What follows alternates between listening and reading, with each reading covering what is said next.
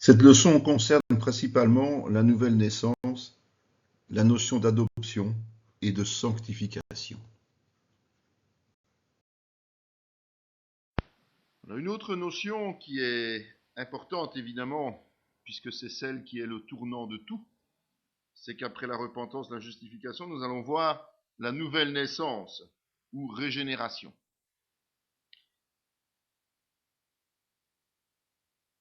Si la repentance et le fait d'activer notre foi sont de notre responsabilité vis-à-vis de Dieu, la nouvelle naissance dépend uniquement de lui. Là, on doit rien faire, on doit rien engager. Jésus lui répondit, en vérité, je te le dis, si un homme ne naît de nouveau, il ne peut voir le royaume de Dieu. Nicodème lui dit, comment un homme peut-il naître quand il est vieux? Peut-il rentrer dans le sein de sa mère et naître? Jésus répondit, en vérité, je te le dis, si un homme ne naît d'eau et d'esprit, il ne peut entrer dans le royaume de Dieu. Ce qui est né de la chair est chair, ce qui est né de l'esprit est esprit. Ne t'étonne pas que je t'ai dit, il faut que vous naissiez de nouveau. Les termes qui sont utilisés, naissance, naître, c'est généo en grec. Et ça veut dire engendrer, enfanter. Et évidemment, dans le langage moderne, on l'utilise comme naître. Et puis, il y a anoten, qui veut dire d'en haut ou de nouveau. On comprend mieux le terme de nouveau quand on sait qu'il veut dire aussi d'en haut. D'accord? C'est logique, ça vient du Seigneur. Et donc, ce sont des notions qui vont donner toute l'importance au terme de nouvelle naissance. Il y a en fait une nouvelle naissance par la puissance du Saint-Esprit. C'est ça qui se passe au moment où nous donnons notre vie à Jésus. Elle est venue chez les siens et les siens ne l'ont point reçue.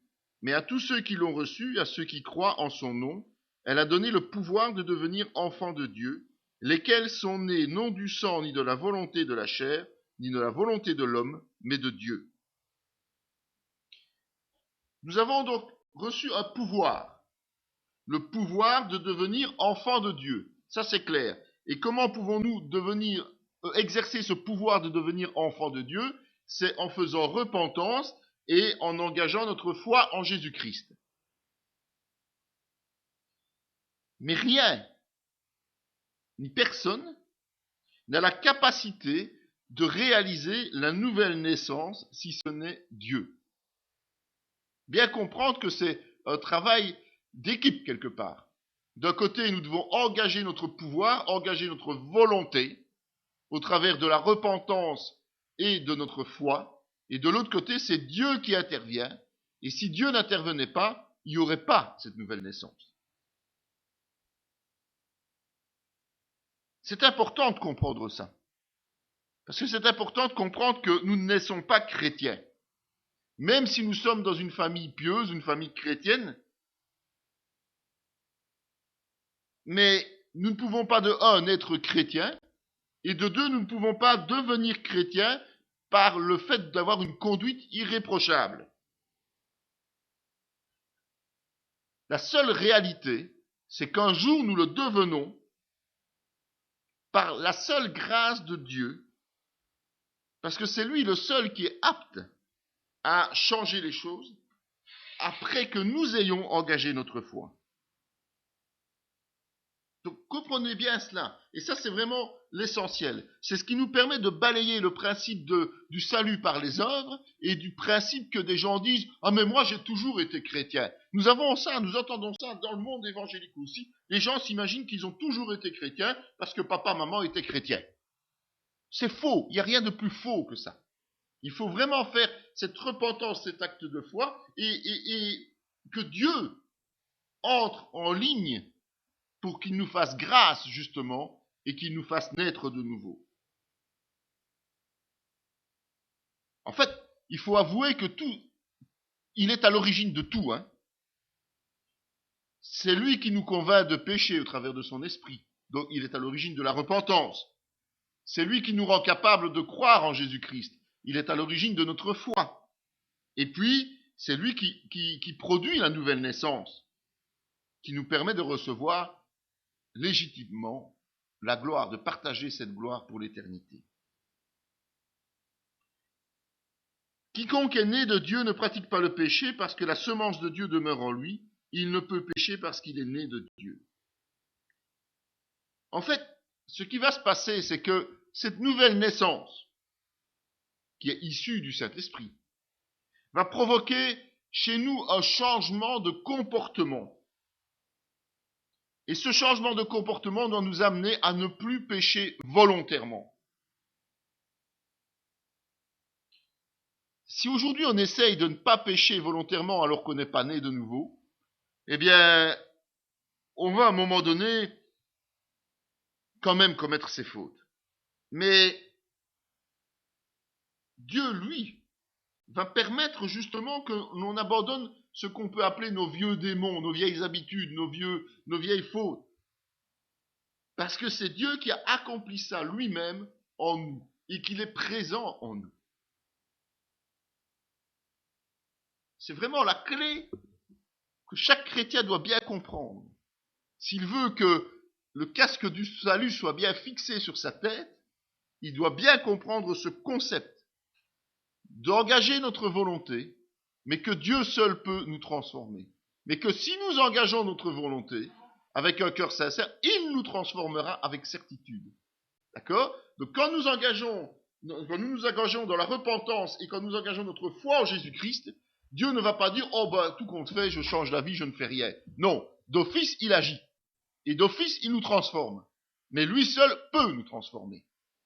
Comprenez bien ça, ok? Alors un autre terme revient régulièrement dans les explications, dans les analyses, dans les bibles d'études, c'est la régénération.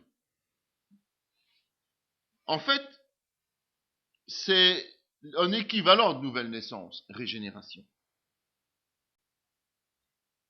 Jésus leur dit, je vous le dis en vérité, quand le Fils de l'homme au renouvellement de toutes choses sera assis sur le trône de sa gloire, vous qui m'avez suivi, vous serez de même assis sur 12 trônes, et vous jugerez les 12 tribus d'Israël. En fait, ce terme ici qui est traduit par renouvellement, mais qui dans beaucoup de versions bibliques est traduit par régénération, c'est le terme grec, paligénésia. C'est un verbe composé, qui est composé d'un terme paline qui veut dire en arrière, en sens inverse, ou de nouveau, encore une fois, encore, et puis Génésis, Génésis c'est pas le groupe de rock, on est bien d'accord, ça veut dire naissance, origine. C'est la même chose évidemment. Et on peut traduire régénération par nouvelle naissance. Ou renouvellement. On va voir qu'il y a d'autres passages qui parlent du terme renouvellement. En fait, réfléchissons un instant. Pour Dieu, quel est l'objectif de ce sacrifice de Jésus-Christ? Quel est l'objectif pour nos propres vies? Il faut en fait que tout ce qui a été souillé par la chute soit remis à neuf. Il faut repartir en arrière. Il faut naître de nouveau puisqu'il faut renaître comme c'était à l'origine. C'est-à-dire Adam et Ève qui ne connaissaient pas le mal. Il faut que notre vie soit une vie qui soit semblable à celle d'Adam et Ève, malgré le fait que nous connaissons le bien et le mal. Mais spirituellement, nous sommes rentrés dans le monde, dans le royaume des cieux, qui comporte uniquement le bien. Mais c'est ainsi que je vous disais, un autre terme, comme le renouvellement, il nous a sauvés, non à cause des œuvres de justice que nous aurions faites, mais selon sa miséricorde, par le baptême de la régénération et le renouvellement du Saint-Esprit. Alors là, c'est intéressant parce que nous avons justement, l'un à côté de l'autre, le terme renouvellement donc, et régénération. Régénération, c'est paligénésias, comme je vous disais tout à l'heure, et renouvellement par l'esprit, c'est anakainoseos. En fait, ce terme est très spécifique en grec. Et ce terme signifie uniquement, effectivement, renouvellement. Mais ce qui est très intéressant dans ce terme, c'est que c'est une action qui est de bas en haut.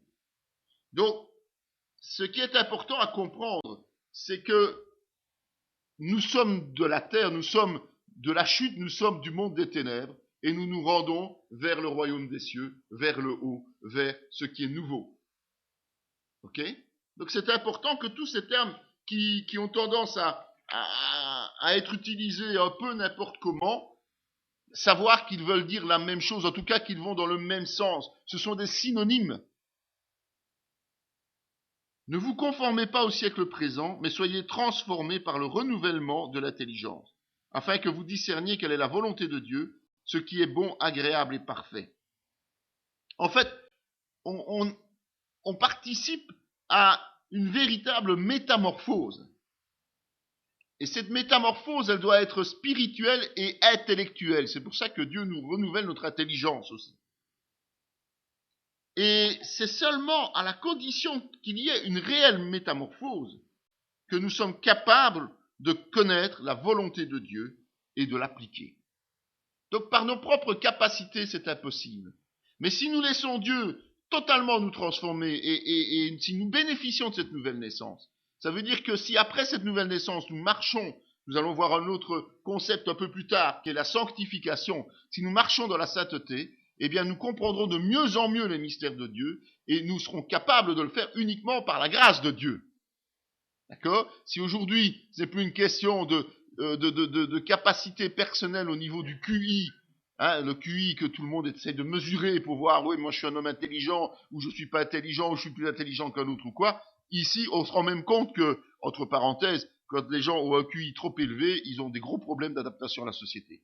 Donc, ici, Dieu, lui, c'est pas ça qu'il fait. Lui, il transforme, il nous renouvelle totalement, il nous fait des êtres nouveaux et il nous rend tous capables de comprendre ces mystères, quel que soit notre QI mesuré selon les hommes. Lui, il nous rend capables de tout comprendre et d'aller de l'avant. Mais il faut pour ça qu'on accepte ce renouvellement.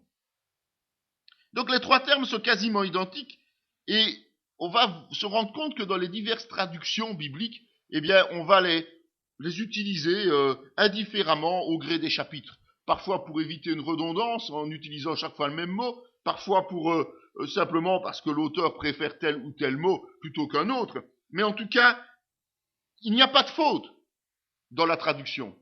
Parce que justement, ce qui est important, c'est simplement de souligner que quelque chose de particulier se passe dans nos vies et que c'est une naissance qui vient de Dieu. C'est un changement radical sous forme de volte-face. En fait, c'est comme si on marchait vers le nord et qu'on se retourne et qu'on marche vers le sud. D'accord ? On fait un demi-tour complet. Et il se réalise instantanément dès que l'on reçoit Jésus dans notre cœur. Notre âme est purifiée. Elle est purifiée instantanément par le sang de Jésus et nous devenons quelqu'un d'autre. Nous changeons d'identité.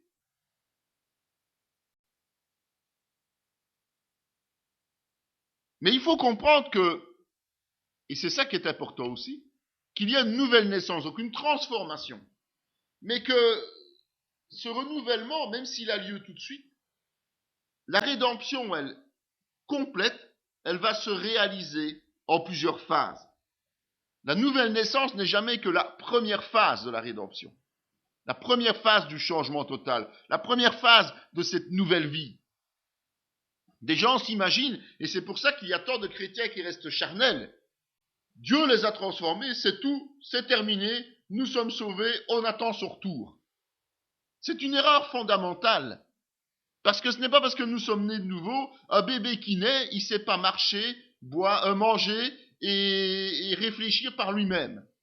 Un bébé qui naît, il a besoin d'être nourri d'abord par la mère, et puis il va commencer à s'émanciper petit à petit jusqu'à arriver à l'âge adulte, en passant par un certain nombre d'étapes. Eh bien, si Jésus a utilisé ce terme de nouvelle naissance, c'est parce que c'est très clair, nous naissons de nouveau par l'Esprit, et puis nous devons apprendre à vivre selon ces nouveaux critères. Donc on doit apprendre au travers d'un chemin que nous allons accomplir. Après avoir ainsi parlé, Jésus leva les yeux au ciel et dit, Père, l'heure est venue. Glorifie ton Fils afin que ton Fils te glorifie, selon ce que tu lui as donné, pouvoir sur toute chair, afin qu'il accorde la vie éternelle à tous ceux que tu as donnés. Or, la vie éternelle, c'est qu'ils te connaissent, toi le seul vrai Dieu, et celui que tu as envoyé, Jésus-Christ. Je t'ai glorifié sur la terre, j'ai achevé l'œuvre que tu m'as donnée à faire, et maintenant, toi, Père, glorifie-moi auprès de toi, de la gloire que j'avais auprès de toi, avant que le monde fût. Quand Jésus eut pris le vinaigre, il dit, tout est accompli, et baissant la tête, il rendit l'esprit. Ça, c'est le point de départ. C'est l'œuvre de la croix. Tant que l'œuvre de la croix n'était pas accomplie, on ne pouvait pas naître de nouveau. Et donc, la rédemption de l'humanité, et je dis bien de l'humanité et pas de l'homme en tant que tel, commence à la croix. Si Jésus n'avait pas tout accompli, eh bien aujourd'hui, nous ne pourrions pas être en train de parler de cette manière et de comprendre les mystères de la parole. Ensuite viendra la fin, quand il remettra le royaume à celui qui est Dieu et Père, après avoir détruit toute domination, toute autorité et toute puissance. Car il faut qu'il règne jusqu'à ce qu'il ait mis tous les ennemis sous ses pieds. Le dernier ennemi qui sera détruit, c'est la mort. Dieu, en effet, a tout mis sous ses pieds. Mais lorsqu'il dit que tout lui a été soumis, il est évident que celui qui lui a soumis toutes choses, est excepté. Et lorsque toutes choses lui auront été soumises, alors le Fils lui-même sera soumis, et celui qui lui a soumis toutes choses, afin que Dieu soit tout en tous. Cette rédemption ne sera totale qu'à un moment donné, c'est-à-dire au moment où la mort aura été anéantie. Elle ne sera réalisable qu'à ce moment-là. Donc nous sommes dans une période où nous bénéficions de l'œuvre de la croix. Nous allons vivre une vie de sanctification, nous allons comprendre après plus loin ce que ça veut dire. Mais cette rédemption ne sera totale qu'une fois que tout aura été soumis à Jésus-Christ. D'accord ? Nous sommes dans une phase transitoire, en réalité, entre notre nouvelle naissance et cette rédemption totale. Car l'agneau qui est au milieu du trône les paîtra et les conduira aux sources des eaux de la vie, et Dieu essuiera toute larme de leurs yeux. Mais cette rédemption sera complète et sera parfaitement accomplie par Jésus-Christ dans l'éternité. Donc, il y a, si l'on veut dire, 3 phases essentielles là-dedans qui concernent l'humanité, la croix, la fin des temps et l'éternité. Et nous, en tant qu'êtres humains, nous nous inscrivons aujourd'hui entre la croix et la fin des temps. D'accord ? Nous sommes entre les deux phases. Et donc, nous allons seulement connaître la plénitude quand nous serons auprès du Seigneur pour l'éternité. Donc, j'insiste bien sur ce petit chapitre-là, ces petits termes-là, parce que si on ne comprend pas ça, tout le reste, toute notre construction ne tient pas la route. Si on n'est pas convaincu vraiment de ce concept, il est impossible d'expliquer aux autres la bonne nouvelle. Impossible, je suis très clair. Et si on n'accapare pas cette vérité dans nos propres vies et que l'on reste charnel, il est impossible que l'on puisse expliquer ça aux autres. Donc attention vraiment à bien comprendre ce concept pour aller de l'avant et pour être capable d'être des agents d'évangélisation pour le Seigneur, tel qu'il nous en a donné l'ordre. Pas l'option, mais l'ordre. Un autre terme important, c'est l'adoption, que l'on retrouve régulièrement.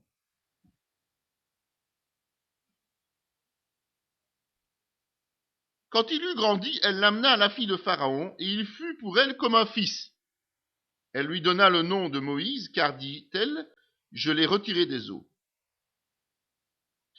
Dans ce passage-là, être comme un fils veut dire que l'enfant a été adopté.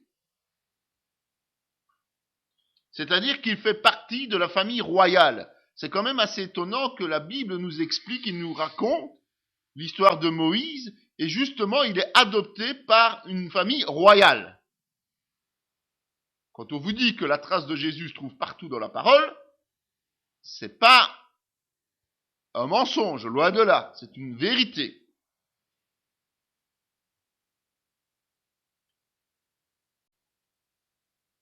Il élevait Hadassa, qui est Esther, fille de son oncle, car elle n'avait ni père ni mère. La jeune fille était belle de taille et belle de figure. À la mort de son père et de sa mère, Mardochée l'avait adoptée pour fille. Adopter, c'est prendre légalement comme fils ou comme fille. Et donc l'adoption, c'est un acte juridique établi entre deux personnes, l'adoptant et l'adopté. Et ça donne des droits analogues aux droits que la paternité offre. Paternité et filiation. Donc à partir du moment où nous sommes adoptés, eh bien c'est comme si nous étions simplement fils ou filles. D'accord ? On voit deux exemples qui amènent chaque fois à une situation de royale, on va dire. Puisque Esther est devenue reine et Moïse a été adopté par Pharaon et devenu le leader du peuple juif. Quand même, il n'avait peut-être pas le titre de roi, mais en tout cas, il était patriarche. Et le patriarche à cette époque était quelqu'un qui avait tout pouvoir. C'est lui-même qui jugeait même les petites choses du peuple, rappelez-vous. Mais Dieu est un Dieu d'adoption. Et il faut bien comprendre que notre Dieu est un Dieu d'adoption. Et notamment, il a adopté Israël. Je dis la vérité en Christ, je ne mens point. Ma conscience m'en rend témoignage par le Saint-Esprit. J'éprouve une grande tristesse et j'ai dans le cœur un chagrin continuel. Car je voudrais moi-même être anathème et séparé de Christ pour mes frères, mes parents selon la chair, qui sont israélites, à qui appartiennent l'adoption et la gloire, et les alliances, et la loi, et le culte. Donc, c'est Paul qui nous affirme ça. Dieu a adopté Israël. Ce qui veut dire, entre parenthèses, que une fois que Israël a été adopté, eh bien, il l'est pour toujours. Donc, pour toujours veut dire que on ne peut pas remplacer Israël. Certains sortent des théories disant que l'Église remplace Israël et que donc Israël n'a plus d'avenir. C'est une erreur doctrinale fondamentale. On vient de voir que Israël a les mêmes droits que tout fils et toute fille, puisque Israël en tant que nation, et on parle bien de nation, de peuple et pas d'individu. Israël a été adopté. Et si elle a été adoptée, c'est pour l'éternité, évidemment. Dieu ne rejette pas son enfant. Il ne rejettera jamais son enfant. Sinon, nous devrions nous aussi craindre pour notre salut. C'était logique. Ok ? Tu diras à Pharaon, ainsi parle l'Éternel, Israël est mon fils, mon premier-né. Et c'est encore plus interpellant parce que Dieu appelle Israël comme son premier-né, comme son fils aîné, quelque part. C'est quand même étonnant que des gens osent aujourd'hui dire qu'Israël n'a pas une destinée particulière pour Dieu. Alors ça servirait à quoi, d'ailleurs, que les apôtres soient sur les 12 trônes pour juger justement Israël? Ça servirait à quoi que Israël ait été mis à part? Ça servirait à quoi que la gloire, les alliances, la loi et le culte lui appartiennent? Ça aussi, c'est important de dire que la loi, les alliances et le culte lui appartiennent. Ça veut dire que nous ne devons pas pratiquer les règles que Israël pratiquait et pratique encore aujourd'hui. Nous devons nous distancier de cela parce que nous allons voir que c'est une autre adoption. Ainsi donc, frères, nous ne sommes point redevables à la chair pour vivre selon la chair. Si vous viviez selon la chair, vous mourrez. Mais si par l'Esprit vous faites mourir les actions du corps, vous vivrez. Car tous ceux qui sont conduits par l'Esprit de Dieu sont fils de Dieu. Et vous n'avez point reçu un esprit de servitude pour être encore dans la crainte, mais vous avez reçu un esprit d'abandon pour lequel nous crions Abba, Père. Tout comme Israël en tant que nation, en tant qu'entité, nous avons été adoptés par Dieu en tant qu'individus. C'est pas l'Église qui est adoptée. L'Église, elle sera épouse.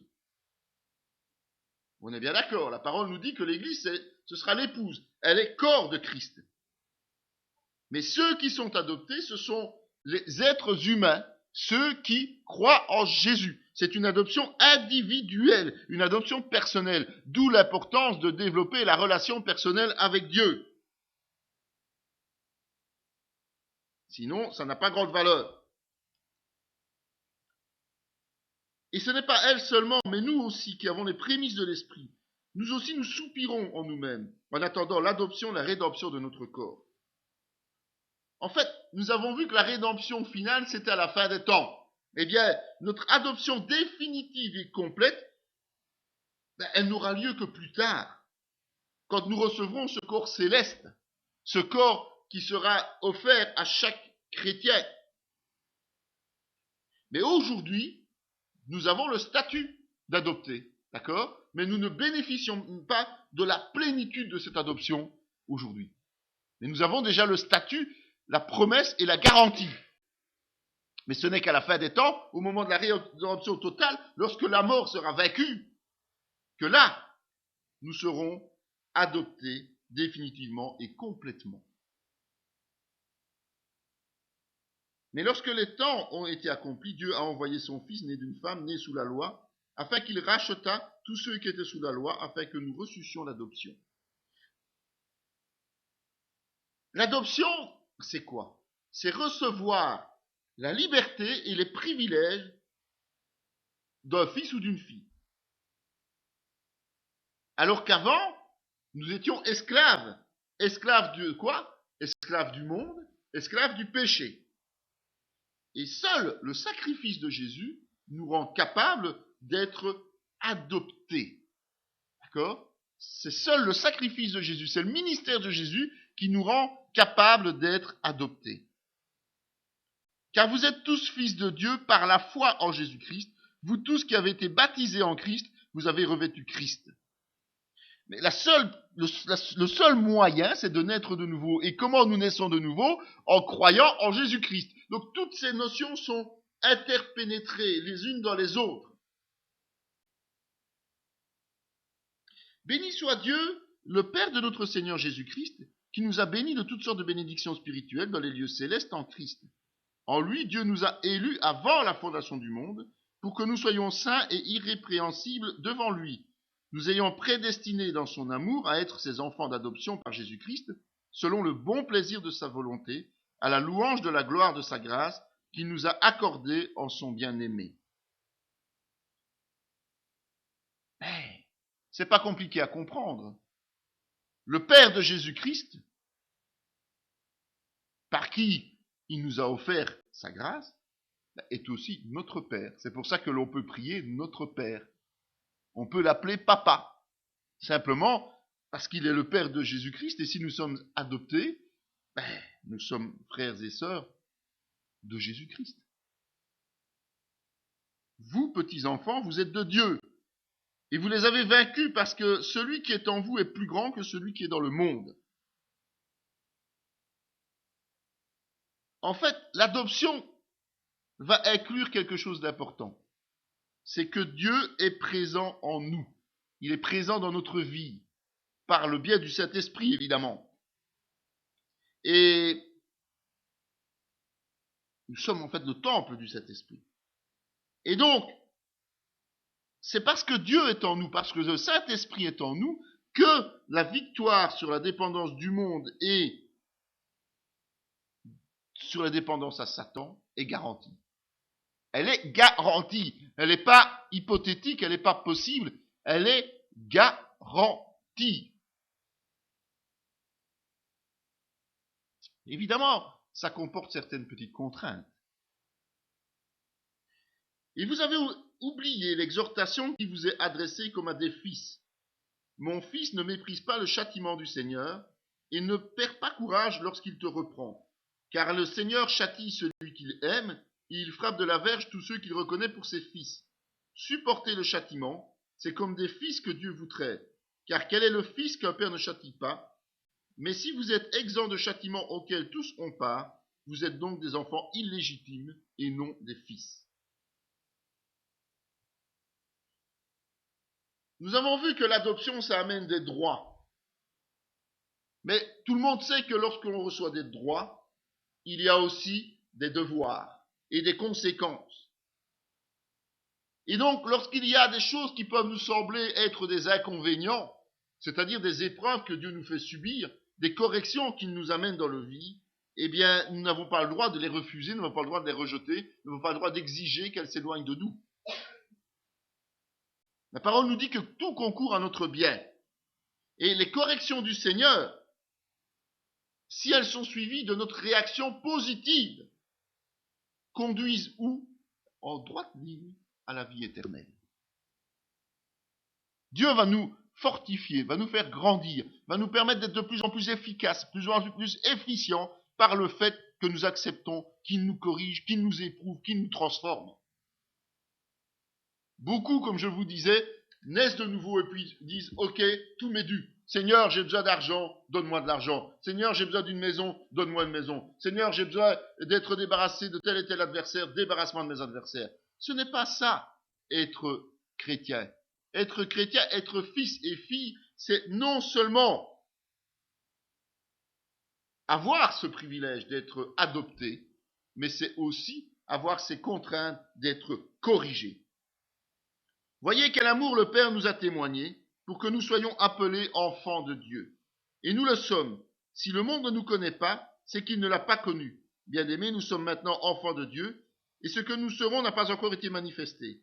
Mais nous savons que lorsque cela sera manifesté, nous serons semblables à lui parce que nous le verrons tel qu'il est. Quiconque a cette espérance en lui se purifie comme lui-même est pur.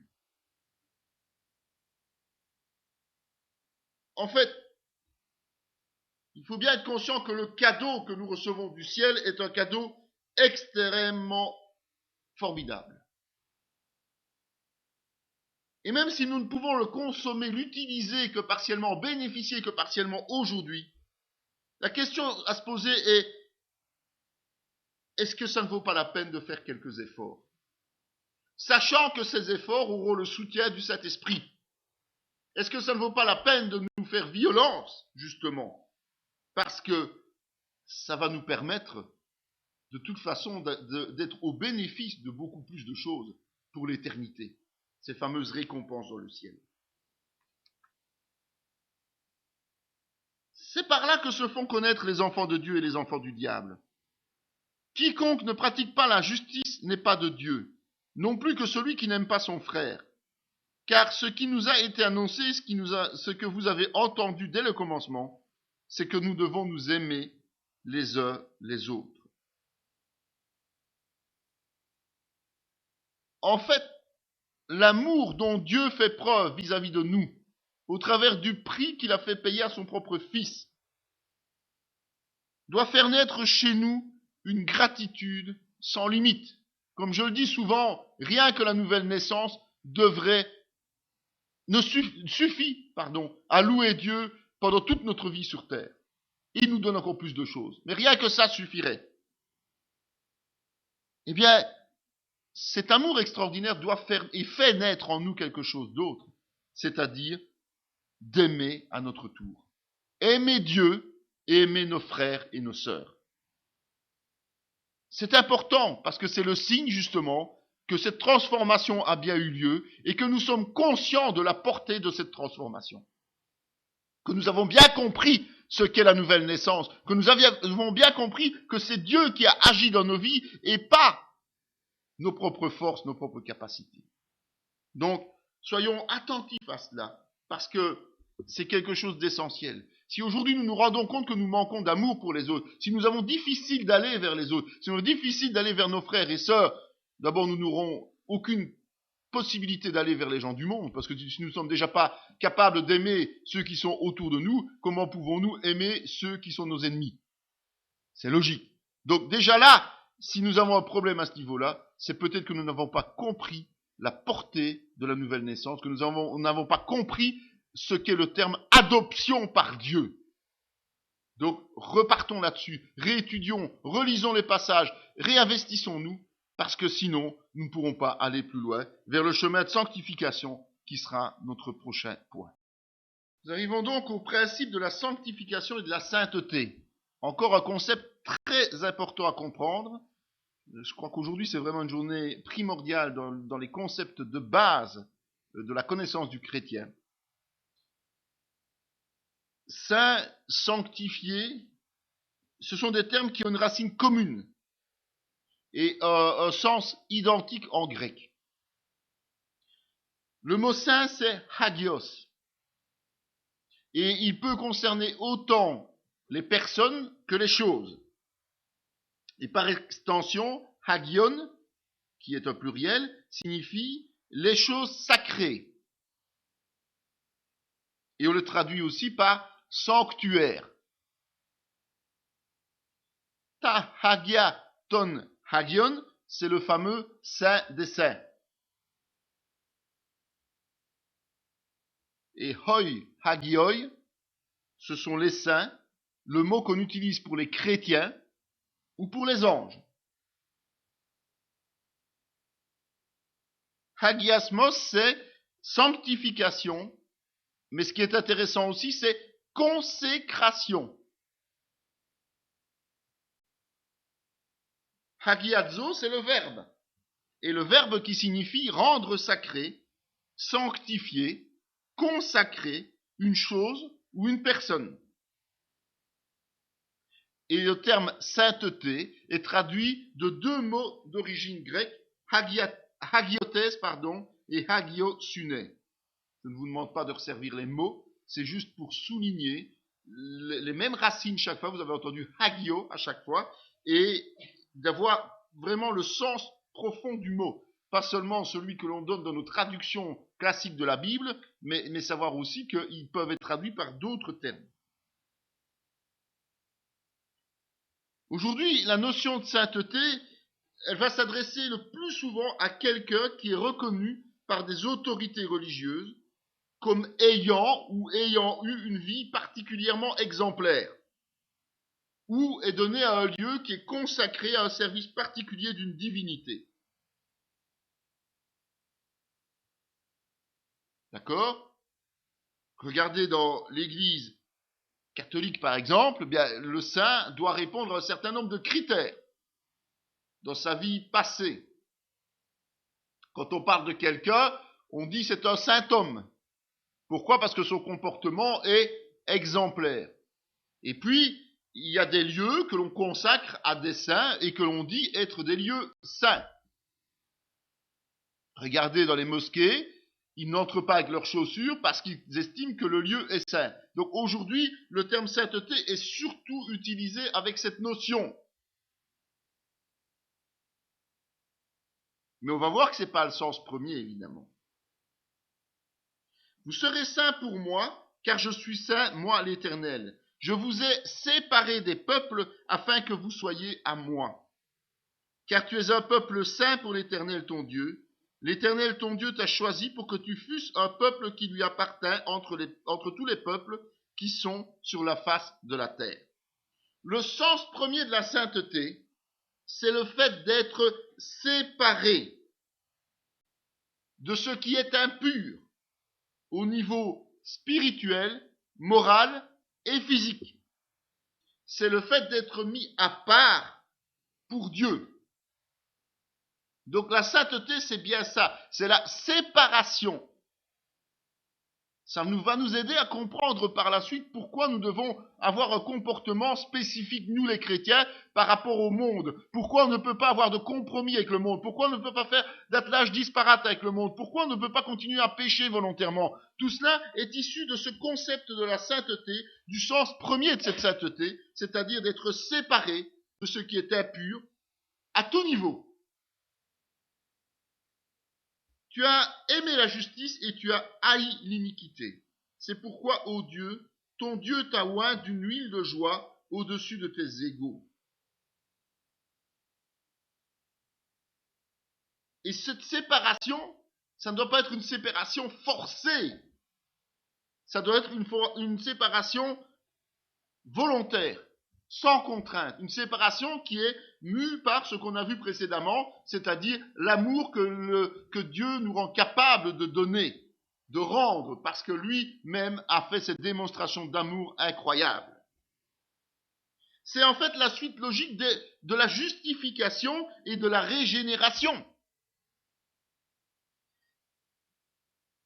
C'est tout simplement un changement radical de nature qui est là aussi opéré par Dieu. Pourquoi?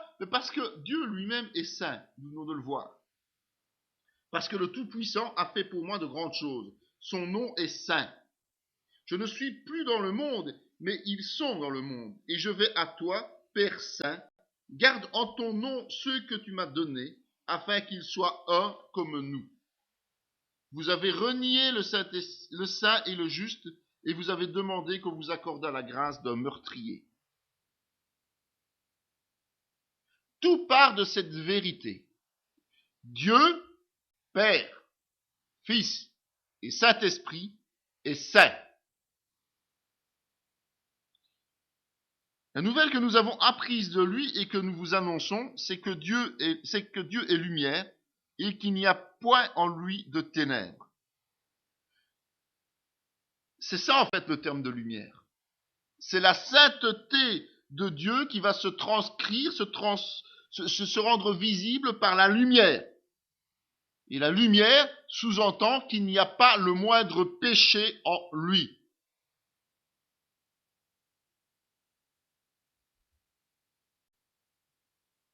Les anges aussi sont saints. Car quiconque aura honte de moi et de mes paroles au milieu de cette génération adultère et pécheresse, le Fils de l'homme aura aussi honte de lui quand il viendra dans la gloire de son Père avec les saints anges. Par nature, les anges sont saints. Ils ont été créés saints. Donc c'est pas comme l'être humain aujourd'hui, évidemment. Adam et Ève avaient été créés saints aussi. Donc ils ne doivent pas aujourd'hui passer, eux, par une sanctification quelconque. Ils sont saints par nature. Il n'y a pas un travail de sanctification. Et ceux qui, puisqu'on a vu précédemment ces anges qui se sont révoltés, ces anges qui ont renoncé à leur sainteté, eh bien, tous ces anges révoltés n'ont aucun moyen de retour auprès de Dieu. Ils sont déjà condamnés, ils connaissent déjà leur condamnation. Alors que l'homme est destiné à la mort, mais lui a ce salut possible.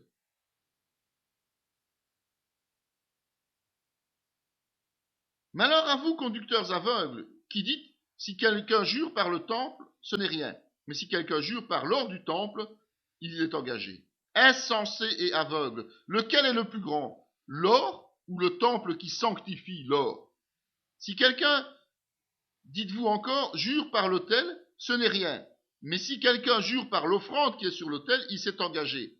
Aveugle, lequel est le plus grand, l'offrande ou l'autel qui sanctifie l'offrande? Sous la loi, je dis bien sous la loi, ce n'est pas l'objet ou l'acte qui est saint, mais il est rendu pur par le lieu choisi ou le moyen utilisé pour obéir à cette loi. Donc, sous la loi, il y avait un seul temple où les choses pouvaient être rendues saintes. Il y avait un seul autel où les choses étaient considérées saintes. Il suffit de reprendre aussi le dialogue de Jésus avec la Samaritaine, parce que les Samaritains avaient reconstruit un temple et un autel pour justement adorer Dieu, puisqu'ils étaient en dispute avec les Juifs. Dieu lui a dit non, ce n'est pas là la vérité. Et donc, ce temple, cette loi était importante parce que Dieu avait décidé et décrété que des lieux étaient saints, et il y avait même le Saint des Saints. Et c'est bien plus important que les actes qui sont réalisés. Les actes ne sont jamais que la conséquence de l'existence de ces lieux. Ok? Jésus a été sanctifié aussi. Les Juifs lui répondirent, ce n'est point pour une bonne œuvre que nous te lapidons, mais pour un blasphème, et parce que toi, qui es un homme, tu te fais Dieu. Jésus leur répondit, n'est-il pas écrit dans votre loi, j'ai dit, vous êtes des dieux.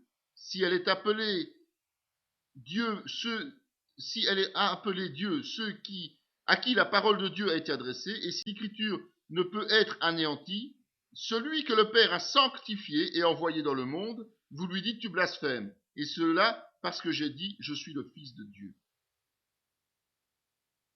Dieu a mis à part Jésus-Christ.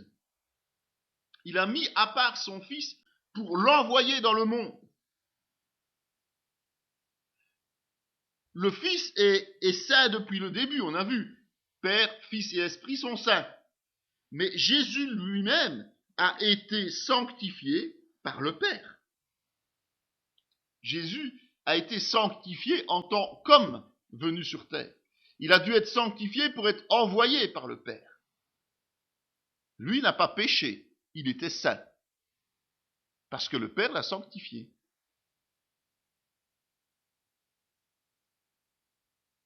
Marie, aimez vos femmes comme Christ a aimé l'Église et s'est livré lui-même pour elle, afin de la sanctifier par la parole, après l'avoir purifiée par le baptême d'eau, afin de faire paraître devant lui cette Église glorieuse, sans tache ni ride ni rien de semblable, mais sainte et irrépréhensible. L'Église a été sanctifiée une fois pour toutes par le sacrifice de Jésus. Donc on a vu que nous avons le salut, l'Église, elle, a la sanctification. D'accord ? Elle a été sanctifiée par le sacrifice de Jésus. Dans sa globalité, l'Église universelle est définitivement sainte.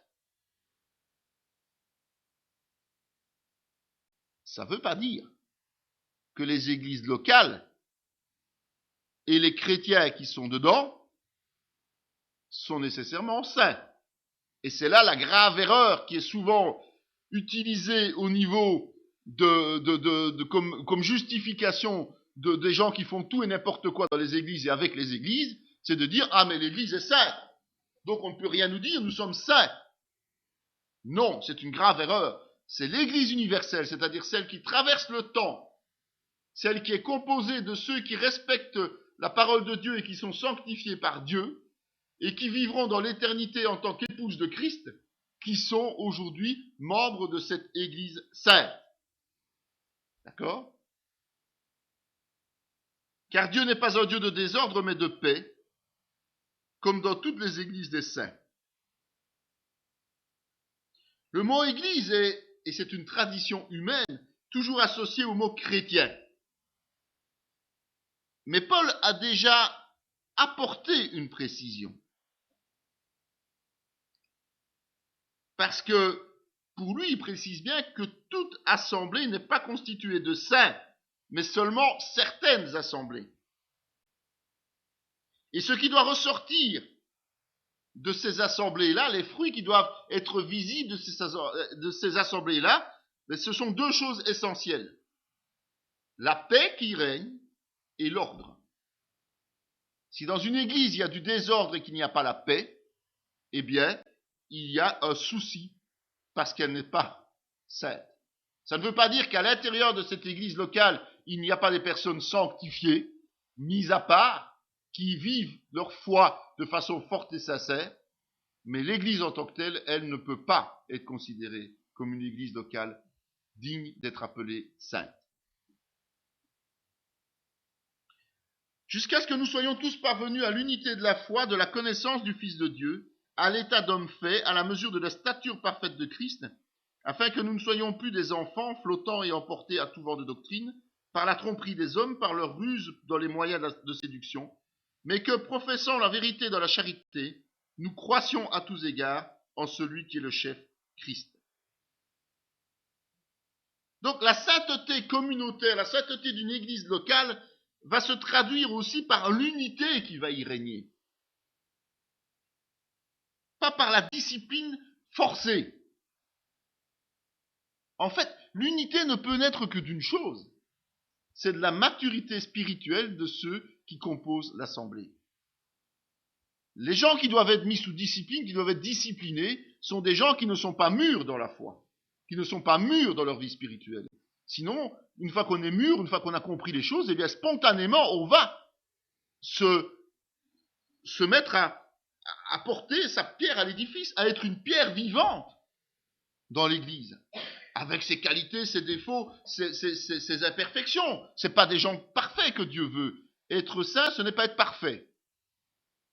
D'accord? Mais c'est des gens qui vont tendre à l'unité, à chercher à se soutenir les uns les autres, à chercher à grandir les uns avec les autres, plutôt que de se concurrencer, de chercher à se mettre en évidence par rapport aux autres. Donc c'est une unité qui est basée sur la maturité spirituelle. Donc une église qui vit dans la paix et l'ordre, c'est parce que ses membres font en sorte de se faire violence individuellement pour justement marcher dans la paix et l'unité.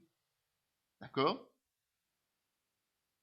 Ainsi donc, vous n'êtes plus des étrangers ni des gens du dehors, mais vous êtes concitoyens des saints, gens de la maison de Dieu. Vous avez été édifiés sur le fondement des apôtres et des prophètes, Jésus-Christ lui-même étant la pierre angulaire. En lui, tout l'édifice bien coordonné s'élève pour être un temple saint dans le Seigneur. Et donc, chaque chrétien, quelle que soit son origine, chaque chrétien qui va s'appuyer sur la pierre angulaire, c'est-à-dire sur Jésus-Christ, est une brique dans la construction divine de l'Église vivante. On parle bien de l'Église vivante. On ne parle pas d'une construction matérielle, on ne parle pas de murs, on ne parle pas d'un édifice artificiel quelque part. On n'est plus sous la loi où il y avait un temple qui était saint. Ici, l'Église sainte, c'est l'Église vivante qui vit dans l'unité. C'est pour ça que dans chaque église locale, on peut retrouver une portion de gens qui font partie de l'église universelle de l'église sainte, mais rarement une église locale dans sa globalité est sainte. Mais plus le nombre de gens sanctifiés se trouvant dans l'église locale est important, plus l'église sera lumière pour le monde. D'accord? Plus il y aura de briques à l'édifice proportionnellement aux membres qui ne sont pas briques vivantes, eh bien, plus la proportion sera importante de gens engagés, parce que c'est ça en fait, eh bien, plus l'Église sera lumière et celle du monde. Bien comprendre cette notion-là. Donc, ce n'est pas le titre de chrétien qui est important. Ce qui est important, c'est ce que nous sommes réellement au fond de notre cœur. Si nous sommes engagés pour le Seigneur, si nous sommes des gens qui travaillons pour l'unité et pour la construction spirituelle de l'édifice, ou si nous sommes des gens charnels qui restons accrochés aux choses du monde et qui vivons selon les choses du monde. Et donc on en arrive à la sanctification du chrétien, évidemment. Et maintenant je vous recommande à Dieu et à la parole de sa grâce, à celui qui peut édifier et donner l'héritage avec tous les sanctifiés. Donc, si l'Église est sainte, l'Église universelle, si dans l'Église universelle, il y a des églises locales qui sont plus ou moins saintes, d'accord? La sainteté, c'est-à-dire la séparation du monde, d'avec le monde, revient de plein droit aux chrétiens. C'est un droit que nous avons d'être sanctifiés. Qui dit droit, dit pas obligation. Donc, de nouveau, il va falloir voir que nous allons nous-mêmes devoir nous engager dans quelque chose de nouveau dans nos vies. Cette chose nouvelle, nous avons reçu la capacité, nous avons vu au travers de la nouvelle naissance, de la régénération, de l'adoption. Que le Dieu de paix vous sanctifie lui-même tout entier, et que tout votre être, l'esprit, l'âme et le corps, soient conservés irrépréhensibles lors de l'avènement de notre Seigneur Jésus-Christ. C'est Dieu le Père qui va nous sanctifier. À tout niveau. Et là, il insiste bien. Esprit, âme et corps. C'est pour ça que je vous dis qu'il faut aussi prendre soin de notre corps. Parce que il faut être prêt pour le retour de Christ. Il faut être prêt pour la rencontre avec Jésus-Christ.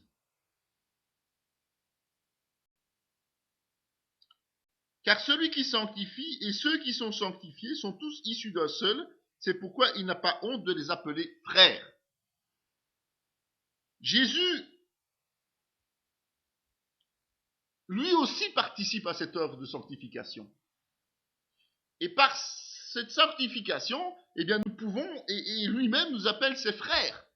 On a vu qu'il y a une adoption, c'est une réalité, mais cette adoption fait entrer en ligne de compte la sanctification. Et Dieu n'a pas honte et Jésus n'a pas honte de nous appeler frères parce que nous sommes issus du Père aussi. C'est le Père qui nous a appelés, c'est le Père qui nous a fait naître de nouveau, c'est le Père qui nous donne cette sanctification. C'est pour cela que Jésus aussi, afin de sanctifier le peuple par son propre sang, a souffert hors de la porte. Hors de la porte, c'est pour ça qu'il est mort, crucifié, hors de la ville de Jérusalem. Il ne pouvait pas mourir et être crucifié à Jérusalem même. Il est mort sur le calvaire. C'est à l'extérieur de la ville. Et c'est par ce calvaire que nous sommes sanctifiés. Donc, nous sommes nés de nouveau grâce à ce sacrifice, ce calvaire, et en même temps, nous sommes sanctifiés grâce à ce sacrifice et ce calvaire.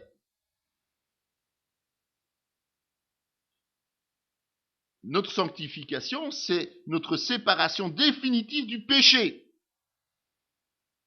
Et rappelez-vous, dans l'Ancien Testament, c'était ce voile qui séparait dans le temple le Saint des Saints du Saint. Ce voile qui empêchait l'être humain d'entrer directement en contact avec Dieu.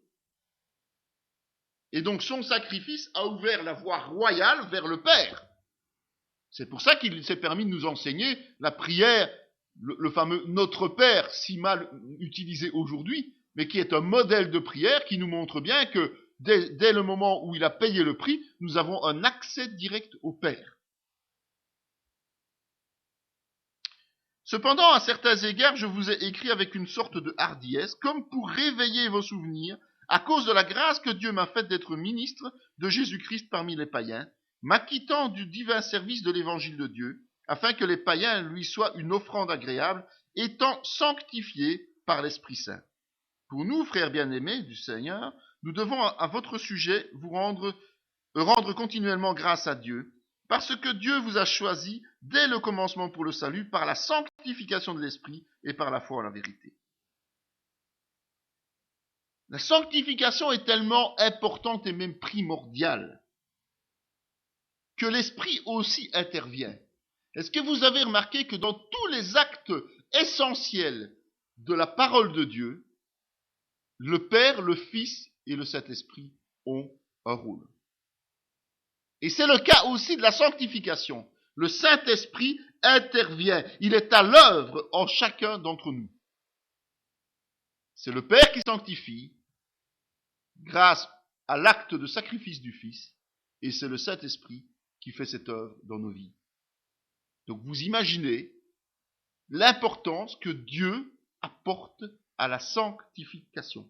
La preuve qu'il ne faut pas s'arrêter à la nouvelle naissance, mais qu'il faut aller au-delà dans cette sanctification.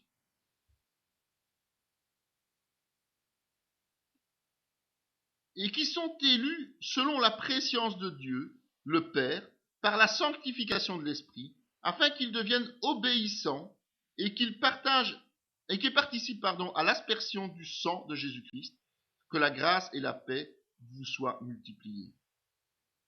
L'objectif du Saint-Esprit, le rôle du Saint-Esprit, c'est de nous rendre de plus en plus conformes à la volonté de Dieu dans tous les domaines de notre vie. C'est son travail en fait. Sanctifie-les par ta vérité. Ta parole est la vérité. Comme tu m'as envoyé dans le monde, je les ai aussi envoyés dans le monde. Je me sanctifie moi-même pour eux, afin qu'eux aussi soient sanctifiés par la vérité. La seule chose qui peut sanctifier, c'est la vérité. Et cette vérité, ce n'est autre que la parole vivante, c'est-à-dire Jésus-Christ. Du moment où on ne reconnaît plus Jésus comme notre seul chef, comme notre seul guide, comme notre seule raison d'être, comme notre pierre angulaire, eh bien, comment peut-on encore être sanctifié? Puisque seule la vérité sanctifie. Jésus à la première place, en toute chose. Il faut se rendre compte aussi qu'il y a une notion difficile à comprendre et qui parfois amène des discussions avec la sanctification. C'est que la sanctification, on peut considérer qu'elle est révolue, c'est-à-dire qu'elle est acquise une fois pour toutes, mais qu'elle est aussi permanente tout au long de notre vie. Et des gens ne comprennent pas ça. Et c'est là que vient l'erreur de dire « je suis né de nouveau, le Seigneur m'a sanctifié, ok, je peux faire ce qui me plaît ». Parce qu'on oublie que la sanctification a un double impact. Un impact direct, une transformation directe, nous sommes saints, et une transformation permanente de nos vies qui nous rend de plus en plus purs. Et nous allons voir ces passages qui expliquent cela. Paul, appelé à être apôtre de Jésus-Christ par la volonté de Dieu, et le frère Sosthène à l'église de Dieu qui est à Corinthe, à ceux qui ont été sanctifiés en Jésus-Christ, appelés à être saints, et à tous ceux qui invoquent en quelque lieu que ce soit le nom de notre Seigneur Jésus-Christ, leur Seigneur et le nôtre, que la grâce et la paix vous soient données de la part de Dieu notre Père et du Seigneur Jésus-Christ. Dans ce passage-là, on constate une chose, c'est que la sanctification est un acte révolu. Il a eu lieu à la nouvelle naissance. La nouvelle naissance nous sanctifie. Et donc nous avons reçu le titre de saint de manière légitime. Chaque chrétien né de nouveau est saint.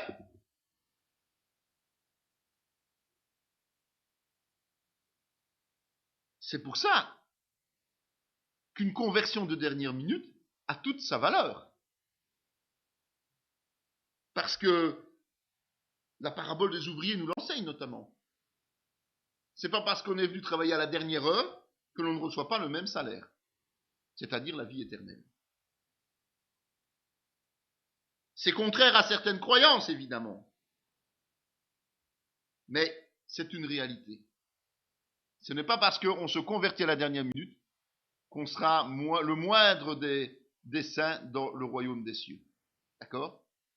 Ça, c'est une réalité. Or, c'est par lui que vous êtes en Jésus-Christ, lequel, de par Dieu, a été fait pour nous sagesse, justice et sanctification et rédemption. Mais c'est Jésus le précurseur de nos statuts, évidemment. C'est lui qui a tout accompli pour nous. Ça, je vous le répète assez, mais c'est très important de le répéter. La sanctification et la rédemption c'est le rachat, sont contiguës. Donc, ça arrive au même moment. Jésus est mort et a provoqué toute une série de choses. Il s'est fait sagesse, il s'est fait justice. Sagesse, évidemment, parce que la sagesse allait nous apporter toute la connaissance du mystère de Dieu. Justice, parce qu'il accomplissait ce qu'il fallait accomplir pour que l'être humain puisse à nouveau devenir enfant de Dieu. Sanctification, parce que justement, on ne peut pas être en présence de Dieu si on n'est pas pur. Et rédemption, c'est le rachat, payer le prix, tout simplement, de nos péchés. Il faut donc impérativement, mais aussi seulement, être en Christ pour être saint. Et de nouveau, ça, on ne peut pas l'obtenir par nos propres efforts. C'est juste une question de volonté, de foi. D'accord ? Nous croyons en Jésus, nous recevons la nouvelle naissance, nous sommes saints. Et déclaré fils de Dieu avec puissance, selon l'esprit de sainteté, par sa résurrection d'entre les morts. Jésus, Christ, notre Seigneur. À tous ceux qui à Rome sont bien-aimés de Dieu, appelés à être saints, que la grâce et la paix vous soient données de la part de Dieu, notre Père, et du Seigneur Jésus-Christ. Et celui qui sonde les cœurs connaît quelle est la pensée de l'Esprit, parce que c'est selon Dieu qu'il intercède en faveur des saints. Donc, l'acte de sanctification a été accompli, le chrétien est donc par définition appelé saint. C'est une affirmation de la parole.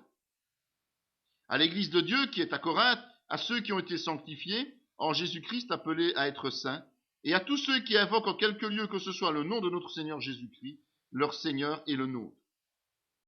Donc, je l'ai dit, c'est par la foi en Christ que le chrétien est sanctifié et appelé saint. C'est une certitude. Quelqu'un de vous, lorsqu'il a un différend avec un autre, ose-t-il plaider devant les injustes et non devant les saints ? Ne savez-vous pas que les saints jugeront le monde ? Et si c'est par vous que le monde est jugé, êtes-vous indigne de rendre les moindres jugements? Ne savez-vous pas que nous jugerons les anges et nous ne jugerions pas à plus forte raison les choses de cette vie? Donc, le statut de saint, c'est pas un statut n'importe lequel, hein, c'est un statut très particulier. Il va nous mettre dans une position future de juge céleste. Nous allons juger le monde et nous allons juger les anges. Il faut en être conscient quand même. Donc ce statut de saint, c'est pas n'importe quoi. C'est raison de plus pour s'en montrer digne. Voilà le problème. Raison de plus pour s'en montrer digne. Si nous avons été par le sacrifice de Jésus, par le sang qu'il a laissé couler, séparés du monde, séparés de la justice, séparés de tout ce qui est matériel et charnel, soyons-en dignes. Et c'est pour ça que l'on peut dire aussi que la sanctification a un impact permanent. Elle a un impact qui est permanent, c'est-à-dire une transformation continuelle. Mais grâce soit rendue à Dieu de ce que, après avoir été esclave du péché, vous avez obéi de cœur à la règle de doctrine dans laquelle vous avez été instruit. Ayant été affranchis du péché, vous êtes devenus esclaves de la justice. Je parle à la manière des hommes à cause de la faiblesse de votre chair. De même donc que vous avez livré vos membres comme esclaves à l'impureté et à l'iniquité, pour arriver à l'iniquité, ainsi maintenant, livrez vos membres comme esclaves à la justice, pour arriver à la sainteté. Car lorsque vous étiez esclaves du péché, vous étiez libres à l'égard de la justice. Quels fruits portiez-vous alors? Des fruits dont vous rougissez aujourd'hui, car la fin de ces choses, c'est la mort. Mais maintenant, étant franchis du péché et devenus esclaves de Dieu, vous avez pour fruit la sainteté et pour fin la vie éternelle. Donc c'est ça qu'il faut bien comprendre. C'est pas paradoxal, mais c'est quelque chose à bien comprendre. C'est que la sanctification a été accomplie à la conversion. Mais le résultat de cette sanctification, bien, elle ne sera effective que plus tard, que progressivement. Paul appelle ça le fruit. Donc dans notre vie de chrétien, la sainteté est un fait, mais elle n'est visible que progressivement. Et parfois pas visible du tout. Donc Galates Paul parle de fruits de la chair et fruits de l'esprit. La sanctification se verra de plus en plus au travers des fruits de l'esprit que nous allons porter. Nous allons nous perfectionner, entre guillemets, au fur et à mesure du temps. Même si nous avons le statut de saint, ce n'est que dans la vie éternelle que nous serons parfaits. Donc nous allons nous perfectionner au fur et à mesure du temps. Je veux aussi que les femmes, vêtues d'une manière décente, avec pudeur et modestie, ne se parent ni de tresses, ni d'or, ni de perles, ni d'habits somptueux, mais qu'elles se parent de bonnes œuvres, comme il convient à des femmes qui font profession de servir Dieu. Que la femme écoute l'instruction en silence, avec une entière soumission. Je ne permets pas à la femme d'enseigner, ni de prendre de l'autorité sur l'homme, mais elle doit demeurer dans le silence, car Adam a été formé le premier, Ève ensuite. Et ce n'est pas Adam qui a été séduit, c'est la femme qui séduite s'est rendue coupable de transgression. Elle sera néanmoins sauvée en devenant mère, si elle persévère avec modestie dans la foi, dans la charité et dans la sainteté. Au reste, frères, puisque vous avez appris de nous comment vous devez vous conduire et plaire à Dieu, et que c'est là que vous faites ce que vous faites, nous vous prions et nous vous conjurons au nom du Seigneur Jésus de marcher à cet égard de progrès en progrès. J'ai pris un exemple pour les femmes, j'ai pris un exemple pour les hommes, pour ne pas qu'il y ait d'ambiguïté dans l'histoire. Mais comme pour n'importe quel autre fruit, eh bien, nous devons persister. Nous devons persévérer. Et cette persévérance, elle doit être dans quoi? Eh bien, dans la soumission à Christ. Une soumission humble à Christ. On ne peut progresser et on ne peut maintenir son niveau de sainteté que si nous sommes humblement soumis à Christ. Jacques le traduit par « Soumettez-vous donc à Dieu, résistez au diable, il fuira loin de vous ». Un verset que beaucoup d'entre nous utilisent souvent. Mais c'est le sens profond du verset en fait. c'est la sanctification. Sanctification, c'est résister au péché en marchant dans les voies de Dieu. Donc plus nous allons marcher dans soumission à Dieu, plus nous allons résister au péché, eh bien plus nous allons être sanctifiés, plus nous allons être saints. Par la puissance de Dieu qui nous a sauvés et nous a adressé une sainte vocation, non à cause de nos œuvres, mais selon son propre dessein et selon la grâce qui nous a été donnée en Jésus-Christ avant les temps éternels. En fait, la vocation du chrétien, c'est quoi? C'est la sainteté. Le chrétien doit progresser, doit se sanctifier progressivement. C'est notre vocation de chrétien, c'est notre raison d'être du chrétien, cette sanctification. Mais puisque celui qui vous a appelé est saint, vous aussi soyez saints. Dans toute votre conduite, selon ce qui est écrit, vous serez saints, car je suis saint. C'est tout simplement un raisonnement logique. Nous devons ressembler à Dieu, puisque nous avons été adoptés par lui. Si nous désirons l'approcher, si nous désirons être en communion, être dans son intimité, eh bien nous devons lui ressembler en tout point. Et la sainteté est un attribut de Dieu. La sainteté, c'est Dieu. Et donc, la sainteté, c'est aussi ce que nous devons posséder, ce que nous devons exercer. Que le Seigneur augmente de plus en plus parmi vous et à l'égard de tous cette charité que nous avons nous-mêmes pour vous, afin d'affermir vos cœurs pour qu'ils soient irréprochables de la sainteté devant Dieu, notre Père, lors de l'avènement de notre Seigneur Jésus-Christ avec tous les saints. La sainteté est, comme je le disais tout à l'heure, incontournable pour ceux qui veulent participer au retour de Christ. Ceux qui ne seront pas dans un cheminement de sainteté, et j'insiste bien par la perfection, la sainteté, c'est-à-dire une progression vers toujours ce qu'il y a de mieux. Une progression. Ceux qui ne seront pas en progression ne pourront pas participer au retour de Christ. Ils ne pourront pas participer à l'enlèvement. Ça ne veut pas dire que si vous vous êtes converti la veille du retour de Christ, vous ne pourrez pas participer. Et là, c'est différent. Vous êtes un ouvrier de la dernière heure. Mais si vous vous convertissez aujourd'hui et que Christ revient dans 20 ans, eh bien, votre progression devra être visible sur ces 20 années et on devra ne plus vous reconnaître quelque part, voir le fossé qui séparait votre conversion à votre situation dans 20 ans. Ce qui est dramatique, c'est que malheureusement, on voit beaucoup de régression. Alors qu'on a le statut de saint, on se conduit comme des païens dans l'église. Et ça, c'est un motif d'exclusion pour l'enlèvement.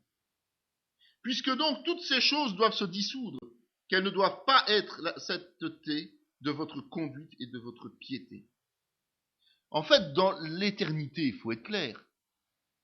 Tout ce qui va subsister, comme on le dit, c'est l'amour. Mais c'est un amour saint, c'est la sainteté. Il n'y aura de place que pour la sainteté dans l'éternité. Donc, si nous ne sommes pas saints, si nous ne nous conduisons pas de façon saine, comment voulez-vous que nous ayons part à l'éternité? Parce que la sanctification est une obligation imposée par Dieu. Recherchez la paix avec tous et la sanctification, sans laquelle personne ne verra le Seigneur. C'est quand même très clair. Pourtant, nous sommes saints dès le départ. Donc quand l'auteur du livre d'Hébreux écrit ça, il sait très bien que le chrétien a le statut de saint. Mais il dit, recherchez la paix avec tous et la sanctification, sans laquelle personne ne verra Dieu. Et ça s'adresse à la sanctification, ça, pas à la paix. Mais la paix n'est jamais qu'un fruit de la sanctification. Plus on va être sanctifié, plus on va chercher à vivre en paix et en unité avec les autres. Donc, voyons cela vraiment comme une nécessité, la sanctification, qui est un acte permanent. Le chrétien est sanctifié par Christ à la nouvelle naissance. Mais ensuite, il va devoir persévérer pour continuer cette œuvre de sanctification en lui. Donc, les deux actes sont complémentaires. On ne peut pas faire un chemin de sanctification sans avoir été sanctifiés par Christ, par la nouvelle naissance. D'accord? C'est logique, sinon on aurait le salut par les œuvres aussi. Donc il faut d'abord la nouvelle naissance, la sanctification par la nouvelle naissance, et puis le travail de sanctification. Les deux actes sont complémentaires et obligatoires pour être en présence de Dieu. Dieu est saint, comme je l'ai déjà dit. Dieu ne peut pas et ne veut pas vivre en présence du péché. Donc si nous sommes pécheurs volontaires et permanents, nous ne pouvons pas vivre en présence de Dieu. Nous ne pouvons même pas communier avec lui. Ce que Dieu veut, c'est votre sanctification. C'est que vous vous absteniez de l'impudicité. C'est que chacun de vous sache posséder son corps dans la sainteté et l'honnêteté, sans vous livrer à une convoitise passionnée, comme font les païens qui ne connaissent pas Dieu. C'est que personne n'use envers son frère de fraude et de cupidité dans les affaires, parce que le Seigneur tire vengeance de toutes ces choses, comme nous vous l'avons déjà dit et attesté. Car Dieu ne nous a pas appelés à l'impureté, mais à la sanctification. C'est Paul qui dit tout ça, le Thessaloniciens. La sanctification est un ordre de Dieu. Nous devons nous abstenir de l'impureté et nous devons demeurer dans la sainteté. Et le mot parallèle à la sainteté, c'est l'honnêteté.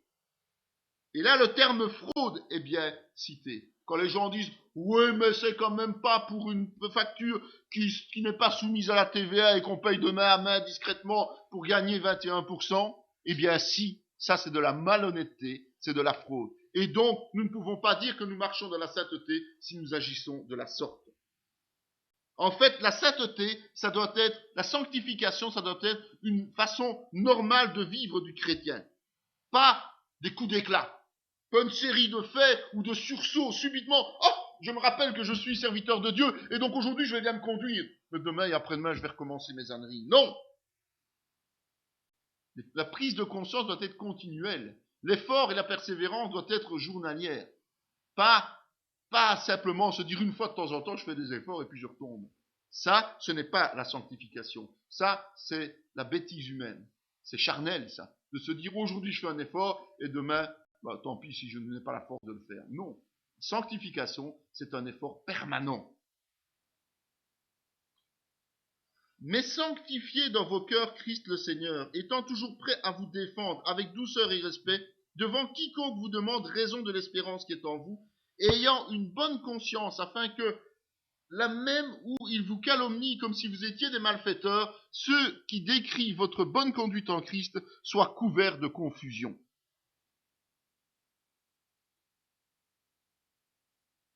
En fait, cette façon sainte de vivre, ça ne doit pas être seulement quelque chose de visible, parce que c'est toujours superficiel ce qui est visible, mais c'est quelque chose qui doit être ancré au plus profond de notre personne. Ce qui nous permet en fait de tenir ferme face à tous ceux qui se dressent contre nous. C'est, même si nos ennemis mentent à notre encontre, nous, au fond de nous-mêmes, la sainteté étant ancrée, ils finiront par être confus. C'est ça que Pierre est en train d'enseigner. C'est que la confusion s'installera dans nos ennemis, simplement parce que notre vie de sainteté n'est pas seulement quelque chose de visible, mais est surtout ancrée au fond de nos cœurs. C'est de là que doit venir, c'est de nos pensées que doivent naître toutes choses pures. Alors c'est quoi une vie de sainteté? Mais vous, ce n'est pas ainsi que vous avez appris Christ, si du moins vous l'avez entendu. Et si conformément à la vérité qui est en Jésus, c'est en lui que vous avez été instruits à vous dépouiller, eu égard à votre vie passée, du vieil homme qui se corrompt par les convoitises trompeuses, à être renouvelé dans l'esprit de votre intelligence et à revêtir l'homme nouveau, créé selon Dieu dans une justice et une sainteté que produit la vérité. Faites donc mourir les membres qui sont sur la terre, l'impudicité, l'impureté, les passions, les mauvais désirs, la cupidité, qui est une idolâtrie. C'est à cause de ces choses que la colère de Dieu vient sur les fils de la rébellion, parmi lesquels vous marchiez autrefois, lorsque vous viviez dans ces péchés. Mais maintenant, renoncez à toutes ces choses, à la colère, à l'animosité, à la méchanceté, à la calomnie, aux paroles déshonnêtes qui pourraient sortir de votre bouche. Ne mentez pas les uns aux autres, vous étant dépouillés du vieil homme et de ses œuvres, et ayant revêtu l'homme nouveau, qui se renouvelle dans la connaissance selon l'image de celui qui l'a créé. Il n'y a ici ni juif, ni grec, ni circoncis, ni incirconcis, ni barbare, ni scythe, ni esclave, ni libre. Mais Christ est tout et en tous. Ainsi donc, comme des élus de Dieu, saints et bien-aimés, revêtez-vous d'entrailles de miséricorde, de bonté, d'humilité, de douceur, de patience. Supportez-vous les uns les autres, et si l'un a sujet de se plaindre de l'autre, pardonnez-vous réciproquement. De même que Christ vous a pardonné, pardonnez-vous aussi. Mais par-dessus toutes ces choses, revêtez-vous de la charité, qui est le lien de la perfection, et que la paix de Christ, à laquelle vous avez été appelés pour former un seul corps, règne dans vos cœurs, et soyez reconnaissants. Rien que ça. Rien que ça. La vie de sainteté, ça commence par quoi? Par un changement radical qui est opéré au plus profond de notre nature pour que nous puissions recevoir une nouvelle nature. D'accord? Et c'est très clair. Les deux natures sont incompatibles. Ce qui est du monde est du monde, ce qui est de Dieu est de Dieu. Si on ne sait pas faire la différence entre les deux, on ne peut pas être considéré comme saint, en fait. Sanctification, c'est de marcher selon les critères de la vérité et non plus selon les critères du monde. Tout ce qui nous attache encore au monde, nous devons l'éliminer. Peut-être pas, on n'est pas capable de le faire tout de suite, mais progressivement. Et en tout cas, tout ce dont nous sommes conscients qui est du monde, eh bien nous devons immédiatement l'enlever pour pouvoir vivre dans la sanctification. De nous permettre, après que nous serions délivrés de la main de nos ennemis, de le servir sans crainte, en marchant devant lui dans la sainteté et dans la justice tous les jours de notre vie. Servir, c'est le verbe latreuo. En fait, servir, par extension, c'est rendre un culte. En fait, contrairement à ce qu'on imagine aujourd'hui et souvent, c'est que le culte, c'est pas seulement le dimanche et une fois, bon voilà. Nous sommes invités à rendre un culte à Dieu chaque jour de notre vie. Alors il y a des gens qui vous disent, est-ce que tu fais ton culte personnel tous les jours? Ça dénote d'une mauvaise compréhension de la parole, ça, je suis désolé. Et pourtant, il y a des grands serviteurs de Dieu qui n'arrêtent pas de dire, mais il faut faire son culte personnel tous les jours. Et si possible en famille. C'est jamais mauvais, hein, de rendre un culte à Dieu chaque jour. Mais c'est pas ça que ça veut dire ici. En fait, le culte que nous rendons à Dieu, c'est au travers de notre conduite personnelle qui est pure, qui est juste, qui est loin des déviances du monde. Lorsque nous faisons un sacrifice personnel, c'est un culte raisonnable à Dieu. D'accord?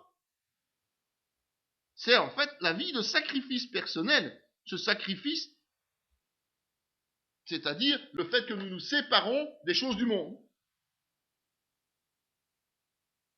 C'est ça, rendre un culte personnel et quotidien à Dieu. On peut faire des réunions tant qu'on veut, on peut venir prier avec les autres, on peut venir adorer Dieu, mais si notre vie n'est pas conforme à la parole de Dieu, eh bien, ça sert à rien du tout. Si quand on quitte la salle d'avec les frères et sœurs ou si quand on est en famille on se sépare et que à partir de ce moment-là on se conduit comme des gens du monde, ça ne sert à rien du tout. Notre sacrifice vivant, c'est d'être un culte raisonnable à Dieu et ce culte raisonnable, c'est notre conduite de tous les jours. Tout simplement. De nouveau, vous voyez comment les hommes aiment transformer des vérités bibliques en rituels. C'est encore un exemple concret. En rituel. On se réunit chaque fois pour en faire quelque chose de bien arrêté et avoir une bonne conscience. On vient le dimanche au culte pour avoir bonne conscience. Et si on ne vient pas dans l'église, qu'on va dans une autre église, on a bonne conscience. Mais non, c'est pas ça. Bonne conscience, Dieu n'en a rien à faire. C'est la vraie conscience dont il s'inquiète. Ce qui se passe dans notre cœur, réellement. Pas ce qu'on dit et ce qu'on montre aux autres quand on veut falsifier la vérité, mais ce que l'on est réellement. Ne savez-vous pas que vous êtes le temple de Dieu et que l'Esprit de Dieu habite en vous? Si quelqu'un détruit le temple de Dieu, Dieu le détruira, car le temple de Dieu est saint et c'est ce que vous êtes. Ne savez-vous pas que votre corps est le temple du Saint-Esprit qui est en vous et que vous avez reçu de Dieu et que vous ne vous appartenez point à vous-même, car vous avez été rachetés à un grand prix. Glorifiez donc Dieu dans votre corps et dans votre esprit qui appartiennent à Dieu. Le chrétien accueille le Saint-Esprit. Et c'est un changement de propriétaire entre nous. D'accord? Ce changement de propriétaire fait que nous devons nous maîtriser en pensée et en acte pour rendre continuellement gloire à Dieu. Et vous-même, comme des pierres vivantes, édifiez-vous pour former une maison spirituelle, un saint sacerdoce, afin d'offrir des victimes spirituelles agréables à Dieu par Jésus-Christ. Le sacerdoce entend que nous sommes tous et chacun prêtres vis-à-vis de Dieu. D'accord? Donc nous rendons gloire à Dieu par nous-mêmes. Nous n'avons pas besoin d'intermédiaire pour aller vers Dieu. Par nous-mêmes, nous pouvons aller vers Dieu grâce à Jésus-Christ, évidemment. Nous sommes bien d'accord. Et donc, si nous prenons l'exemple des Lévites dans l'Ancien Testament, quand nous examinons les règles strictes que Dieu avait imposées, quand nous voyons la perfection de Jésus dans le Nouveau Testament, eh bien, nous pouvons nous dire que c'est à ce niveau-là que Dieu place la barre pour chaque chrétien. Et s'il a exigé tant de choses aux Lévites, s'il a voulu la perfection pour Jésus, il n'en attend pas moins de notre part. Quand on y réfléchit comme ça interpelle quand même un peu plus. Je vous exhorte donc, frères, par les compassions de Dieu, à offrir vos corps comme un sacrifice vivant, saint, agréable à Dieu, de ce qui sera de votre part un culte raisonnable. Ne vous conformez pas au siècle présent, mais soyez transformés par le renouvellement de l'intelligence, afin que vous discerniez quelle est la volonté de Dieu, ce qui est agréable, bon et parfait. Donc nous sommes un sacrifice, comme je vous le disais tout à l'heure. Et ce sacrifice, ce n'est pas simplement être quelqu'un de reconnu par le monde, par les chrétiens, parce que les hommes aiment être reconnus. Et plus on a des résultats, plus on va les étaler pour que les hommes nous admirent. C'est pas ça, être un sacrifice. Être un sacrifice, c'est veiller à accomplir notre tâche pour Dieu. Et uniquement pour lui. On n'en a rien à faire de ce que les hommes pensent de nous, en fin de compte. Du moment où nous marchons selon Dieu.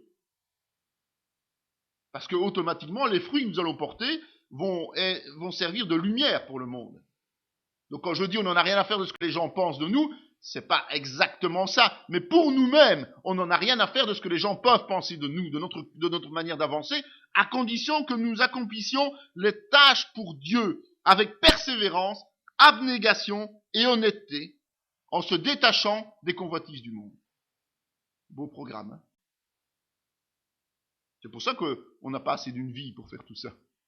Parce que la barre est tellement haute que... Voilà.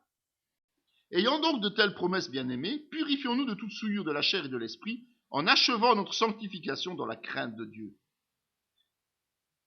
C'est en fait ça la clé du problème. Et la solution en même temps. C'est qu'il faut avoir le respect qui sied à Dieu. Si nous apprenons à craindre Dieu réellement, et nous ne pouvons le craindre que si nous le connaissons, si nous connaissons sa grandeur. C'est pour ça qu'un cours de doctrine commence toujours par l'étude de Dieu lui-même. Si nous apprenons à connaître cela, la grandeur de Dieu et le prix qu'il a payé pour nous, eh bien, nous allons le craindre. Et parce que nous allons le craindre d'une façon saine, nous allons faire les efforts nécessaires pour nous purifier à tout niveau. Par respect pour lui. Si on n'a pas le respect de Dieu, on va faire aucun effort. Si on ne comprend pas qui est Dieu, on ne fera aucun effort. C'est un des signes qui démontre, la manière charnelle de se comporter est un des signes qui démontre que l'on ne respecte pas Dieu tel qu'il est.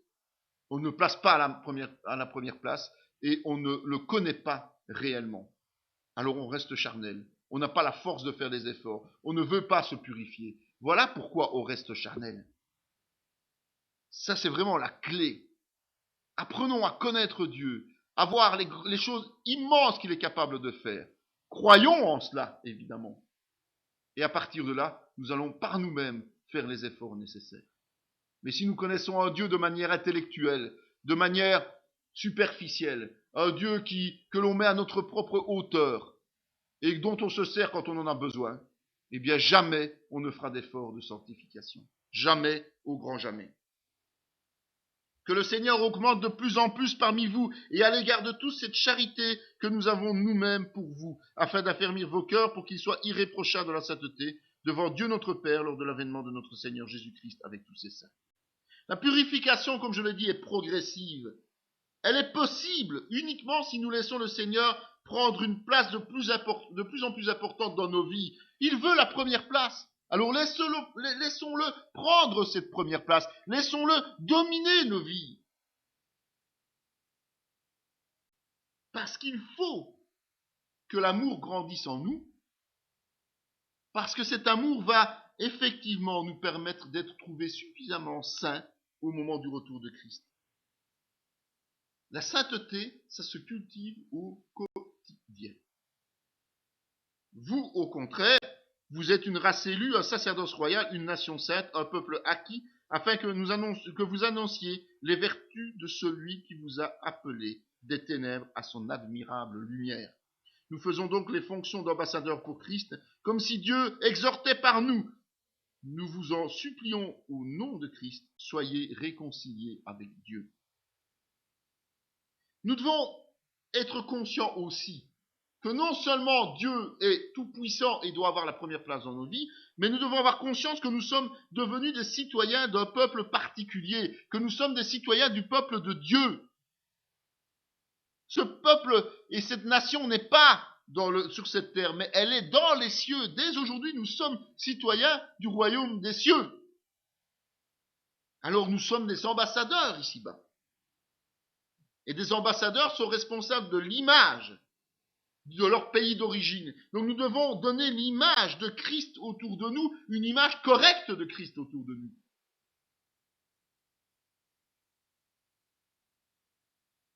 Nous devons donner une image correcte de Christ autour de nous. Important. Mais aussi nous sommes redevables vis-à-vis des autres ambassadeurs, c'est-à-dire nos concitoyens appelés saints. Nous devons en être redevables comme de nous-mêmes. On parlait d'unité, mais c'est cela l'unité. C'est un gros chapitre, cette sanctification du chrétien. Mais évidemment, c'est vital puisque ça concerne toute notre vie, dès notre nouvelle naissance jusqu'au retour de Christ. Donc il faut vraiment maîtriser cela. Mais on voit qu'à un moment donné, il va y avoir sanctification de toutes choses. Mais l'Esprit dit expressément que dans les derniers temps, quelques-uns abandonneront la foi pour s'attacher à des esprits séducteurs et à des doctrines de démons. Par l'hypocrisie de faux docteurs portant la marque de la flétrissure dans leur propre conscience, prescrivant de ne pas se marier, de s'abstenir d'aliments que Dieu a créés pour qu'ils soient pris avec action de grâce par ceux qui sont fidèles et qui ont connu la vérité. Car tout ce que Dieu a créé est bon, et rien ne doit être rejeté, pourvu qu'on le prenne avec action de grâce, parce que tout est sanctifié par la parole de Dieu et par la prière. C'est peut-être étonnant, mais c'est une réalité. La nourriture que le chrétien ingère est rendue conforme à Dieu par le biais de la parole, de sa parole et de la prière. Tout comme le mariage. Ce sont deux exemples concrets. C'est-à-dire que Dieu sanctifie toutes choses. Et donc le chrétien n'a plus de limite à se mettre. Du moment où c'est pris avec action de grâce, du moment où c'est conforme à la parole de Dieu et que c'est sanctifié par la prière. Voilà pourquoi nous prions chaque jour, pourquoi nous prions avant les repas, pourquoi nous prions pour remercier Dieu de tout ce qu'il nous donne. Parce que tout est bon, ça fait partie de la création. Mais c'est bon, évidemment, lorsque nous le prenons conformément à ce que Dieu demande.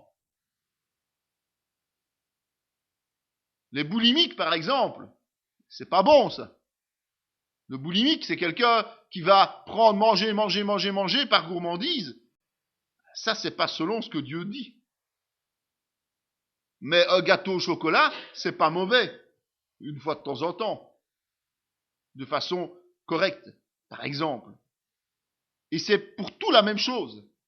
Tout a été créé par Dieu, et Dieu a dit que sa création était bonne. Puisque maintenant nous sommes retournés dans le royaume des cieux, eh bien tout est bon s'il est pris avec action de grâce et prière. S'il est conforme à la parole de Dieu. D'accord? Donc même les choses matérielles sont sanctifiées par Dieu. C'est pour ça que la question parfois souvent se pose, c'est « Ouais, mais est-ce que je dois acheter une maison? Est-ce que je dois acheter une voiture ?» Oui, si c'est fait sous l'onction de Dieu, sous la direction de Dieu, si vous avez placé Dieu à la première place, et que tout cela vous est donné par-dessus. D'accord? C'est la conséquence de votre consécration à Dieu qui fait qu'il vous bénit. Donc, ceux qui donnent l'évangile de prospérité n'ont pas tort sur la base. C'est-à-dire que Dieu bénit ceux qu'il aime. Ils ont tort sur l'origine de leur prédication. Parce qu'ils utilisent Dieu comme leur porte-monnaie. D'accord? Ils ne mettent pas Dieu à la première place, ils mettent l'intérêt de leurs ouailles à la première place. Leurs propres intérêts d'abord, à la première place. Le chrétien sanctifié, c'est celui qui met Dieu à la première place. Et tout ce qui lui est donné, du moment où c'est conforme à sa parole, du moment où c'est reçu avec action de grâce, eh bien, est bon. Donc, pas de fausse modestie lorsque le Seigneur vous donne quelque chose. Mais comme je le dis toujours, ne rêvez pas, il ne va pas vous offrir une Porsche ou une Ferrari. Parce que ça ne sert à rien. Parce que ça va animer la convoitise, donc vous allez être une pierre d'achoppement pour ceux qui sont peut-être moins chrétiens. Vous, qui êtes sanctifiés, qu'est-ce que vous allez faire? Vous allez acheter un véhicule raisonnable qui ne va pas animer une convoitise dans le cœur de ceux qui sont membres de votre église. Si les gens n'ont pas les moyens d'acheter une grosse voiture, ben vous allez acheter une voiture modeste aussi, même si vous avez moyen d'acheter une grosse voiture, et faire bénéficier de vos moyens l'œuvre de Dieu d'une autre manière. Voilà ce que c'est que servir Dieu d'une façon sainte. Mais ça ne sert à rien non plus d'acheter une vieille carriole qui va tomber en panne toutes les semaines et vous plaindre parce que vous êtes un serviteur de Dieu et que vous n'avez pas les moyens d'acheter une autre voiture. Demandez à Dieu, si vous le mettez à la première place et que vous vivez une vie de sanctification, il vous bénira. Il n'y a pas de raison. Il n'y a aucune raison à ça. Aux autres, ce n'est pas le Seigneur, c'est moi qui le dis. Si un frère a une femme non croyante et qu'elle consente à habiter avec lui, qu'il ne la répudie point. Et si une femme a un mari non croyant et qu'il consente à habiter avec elle, qu'il ne répudie point son mari. Car le mari non croyant est sanctifié par la femme et la femme non croyante est sanctifiée par le frère. Autrement, vos enfants seraient impurs, tandis que maintenant ils sont saints. Si le non-croyant se sépare, qu'il se sépare. Le frère ou la sœur ne sont pas liés dans ces cas-là. Dieu nous a appelés à vivre en paix. Car que sais-tu, femme, si tu sauveras ton mari? Et que sais-tu, mari, si tu sauveras ta femme? Seulement que chacun marche selon la part que le Seigneur lui a faite, selon l'appel qu'il a reçu de Dieu. C'est ainsi que je leur donne dans toutes les églises. Paul va plus loin dans le raisonnement. Parce qu'il dit que, en cas de conversion d'un des deux conjoints, et que l'autre ne franchit pas le pas, eh bien,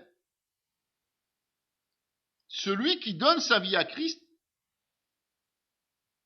avec l'aval ou la non-opposition de l'autre, le sanctifie par ce biais. Il sanctifie et son conjoint et ses enfants. Ça doit encourager pour ceux qui sont dans des couples dits mixtes, suite à une conversion. Et pourquoi il dit ça?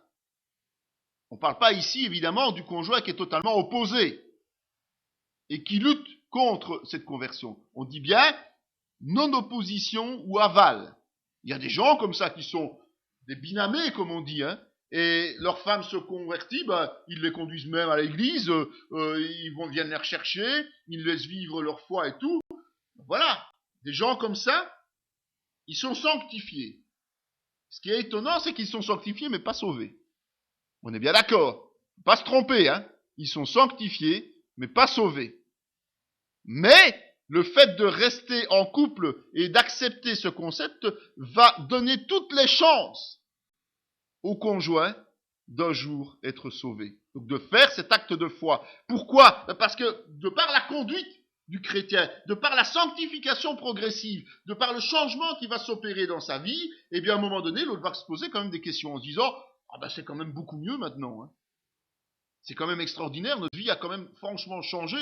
Moi aussi j'ai envie de comprendre et de changer de la même manière. » Et là, le message du salut va porter ses fruits. Donc, le fait qu'on soit sanctifié, j'insiste bien, ne dit pas qu'il y a salut. Et donc, quand on parle des enfants qui sont saints, ça ne veut pas dire que les enfants sont sauvés. Donc ça ne veut pas dire qu'il faut les baptiser quand ils sont enfants, par exemple. Hein. Ça n'a aucun sens.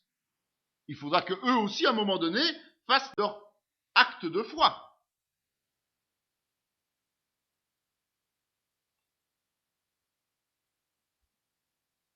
Donc, le salut demeurera toujours un choix conscient et volontaire. Pour le conjoint, pour les enfants. Ils devront le faire. Sinon, ils n'hériteront pas de la vie éternelle, tout simplement.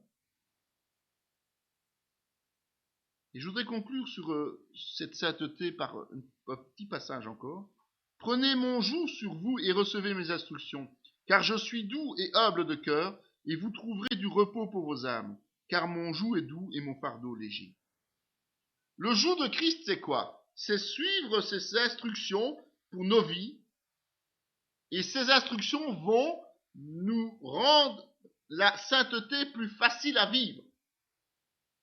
Parce que le Saint-Esprit est présent en nous. Donc le joug de Christ, c'est lui obéir. Et lui obéir, c'est se sanctifier. Et se sanctifier, ça se fait par la grâce du Saint-Esprit. Ça ne veut pas dire qu'il n'y a pas de difficultés. Hein. Ça ne veut pas dire qu'il n'y aura pas des barrières dans nos vies. Mais elles sont toutes surmontables. Elles sont toutes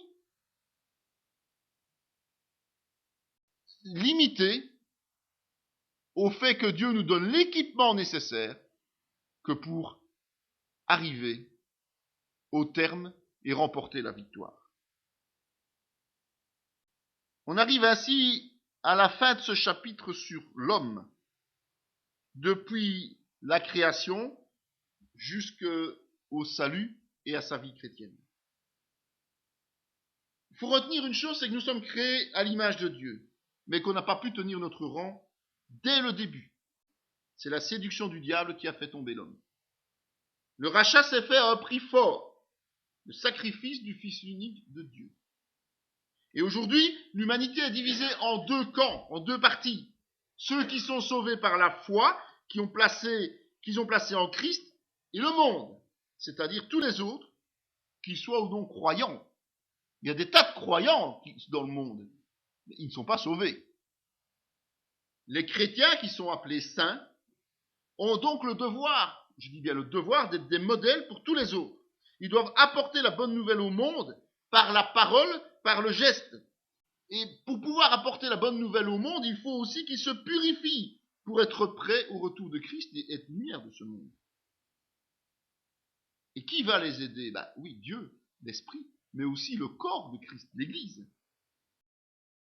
Maintenant, nous allons aborder quelques versets pour définir notre avenir dans l'éternité, pour compléter vraiment ce côté de l'homme. On n'ira plus en profondeur lorsqu'on fera le cours d'eschatologie, donc la fin des temps, mais on va quand même aborder quelques versets pour nous encourager à aller jusqu'au bout.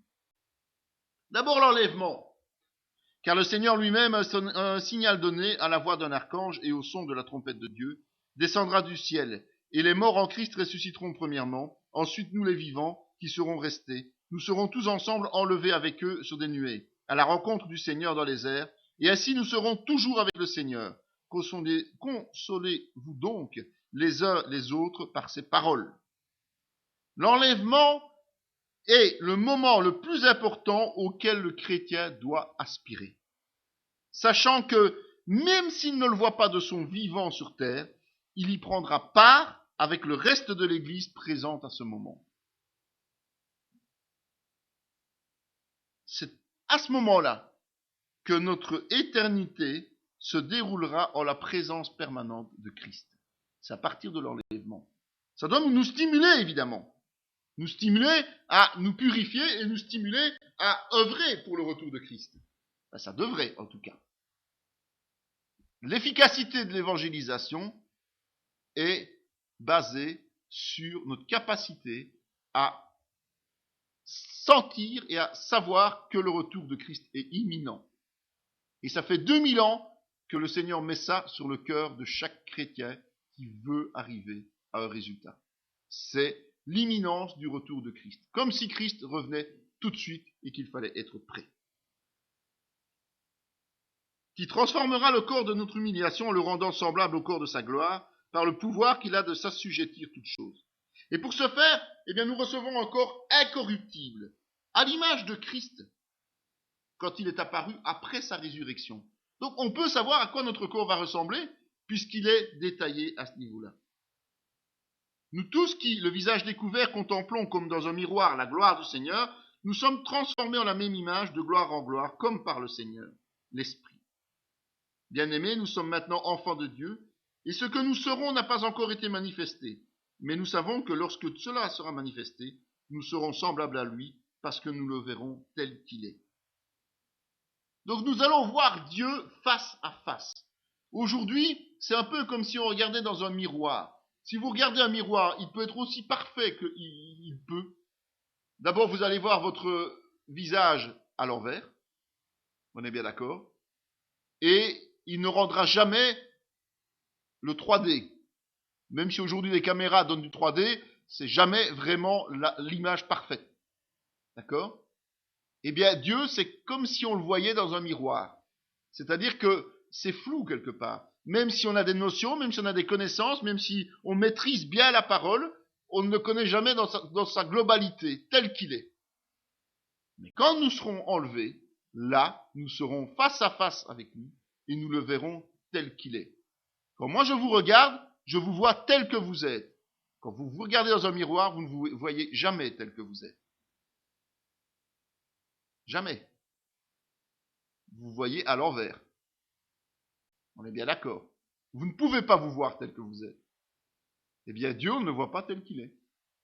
L'image que nous donnons à l'autre n'est pas celle que nous voyons de nous dans un miroir. Il faut bien comprendre ça. C'est très important. Donc, voilà comment nous verrons Dieu, face à face, dans sa globalité, dans son entièreté. Nous comprendrons tout à ce moment-là. Nous aurons plus de foi. Nous serons en sa présence. Physique.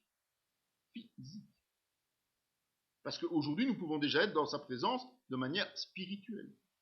Par l'esprit. Nous sommes déjà en contact avec lui quand nous prions, quand nous l'écoutons, quand nous étudions sa parole. Mais ce n'est pas la présence totale. C'est juste comme à travers un miroir. Réjouissons-nous et soyons dans l'allégresse et donnons-lui gloire, car les noces de l'agneau sont venues et son épouse est préparée. Et il lui a été donné de se revêtir d'un fin lin éclatant pur, car le fin lin, ce sont des œuvres justes des saints. Et donc, cette proximité avec Dieu et avec Christ sera encore plus forte puisqu'il y aura un mariage entre Christ et l'Église.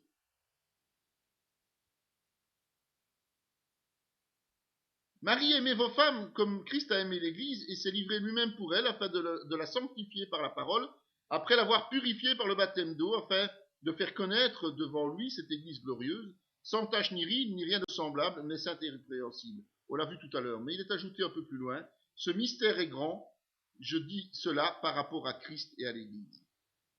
L'objectif du sacrifice de Jésus, c'est faire un avec ceux qu'il a rachetés. Donc quand le Fils de l'homme est descendu sur terre, l'objectif final du Père et du Fils était que le Fils fasse un avec ceux qu'il a rachetés. Ce qui va nous amener à partager la gloire de Christ.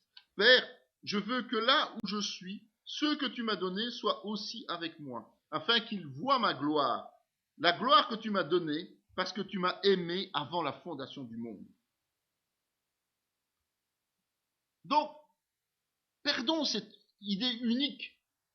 Parce que parfois on peut se décourager et se dire ouais, bon, parce que vous savez, quand on doit prier, c'est pas toujours évident de se faire violence et de prier. Hein. On aime bien prier, il y en a même qui n'aiment pas du tout.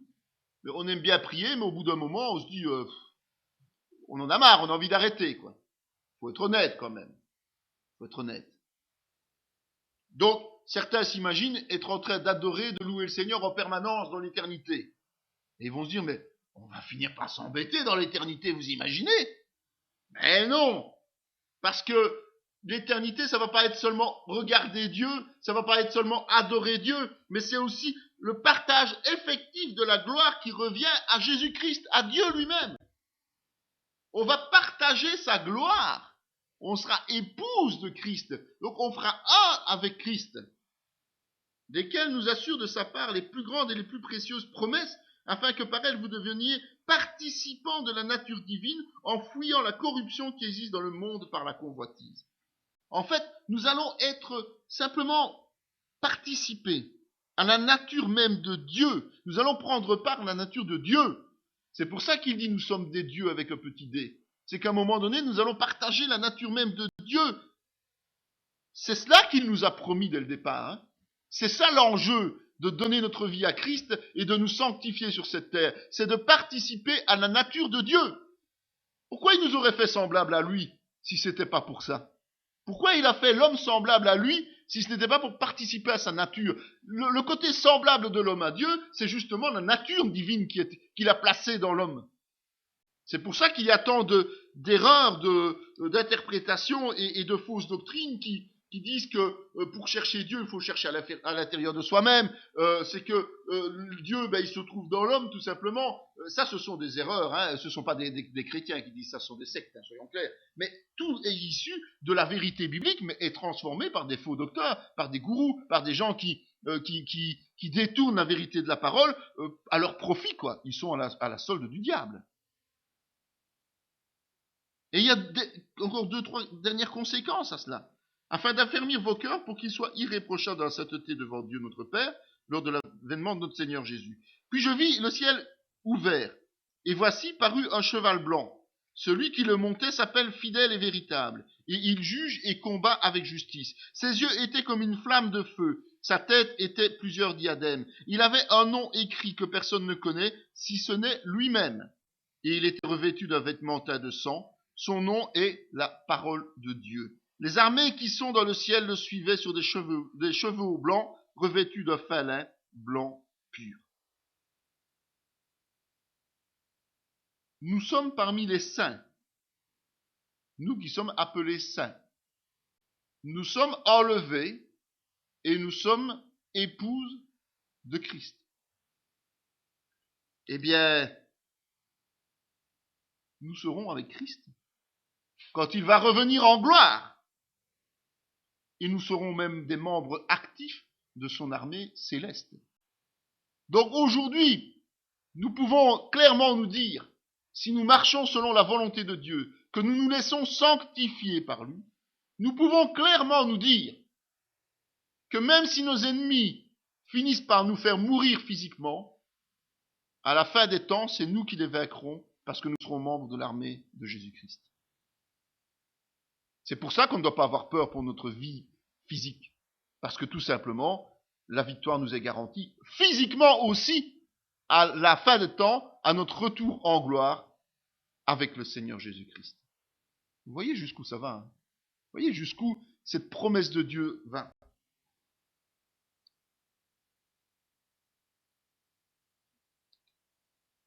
Donc, nous allons participer à cette victoire contre les nations. Et puis après, nous allons régner avec lui. Pour le millénium, 1000 ans sur terre, nous allons être là avec lui. Avec aussi ceux qui auront tenu ferme pendant la grande tribulation au prix de leur vie. Je vous ai dit qu'un certain nombre de chrétiens, ou en tout cas de gens qui ont reçu la parole, ne seront pas dignes à être enlevés parce que tout simplement ils n'auront pas marché dans les voies du Seigneur. D'autres aussi verront, auront peut-être entendu le message, mais ne se seront pas convertis. Et quand ils vont comprendre que l'Église a été enlevée, eh bien là, ils vont donner leur vie à Christ. Et tous ces gens mourront. Mais tous ces gens seront ressuscités au moment du retour en gloire de Dieu. Et tous ces gens vont régner durant le millénium avec le Seigneur. Mais ils ne feront pas partie de l'Église. L'Église étant l'épouse de Christ. Mais ils sont des invités quelque part. Ils sont d'autres êtres saints qui seront aussi récompensés de leur fidélité parce qu'ils auront payé leur fidélité par le martyre. Puis je vis un nouveau ciel et une nouvelle terre, car le premier ciel et la première terre avaient disparu et la mer n'était plus. Et je vis descendre du ciel d'auprès de Dieu la ville sainte, la nouvelle Jérusalem, préparée comme une épouse qui s'est parée pour son époux. Et j'entendis du trône une forte voix qui disait, voici le tabernacle de Dieu avec les hommes, il habitera avec eux, ils seront son peuple, et Dieu lui-même sera avec eux. Dans l'éternité, après le millénium, après le jugement dernier, eh bien, nous allons vivre loin de ce qui a un jour été corrompu par la chute d'Adam et Ève. Tout va être renouvelé, en ce compris la terre et les cieux. Et donc, il n'y aura plus la moindre once de la corruption, de la malédiction consécutive à la chute d'Adam, qui nous expliquait dans Genèse. Toutes choses seront nouvelles. Et quand on dit toutes choses, c'est absolument toutes choses. Cette vidéo fait partie intégrante de la formation en théologie pratique dispensée par la mission de théologie Emmanuel de Paracou, Bénin, sous l'autorité académique du Centre chrétien Emmanuel SBL, Spa, Belgique. Pour mieux connaître nos activités, voici nos différentes adresses.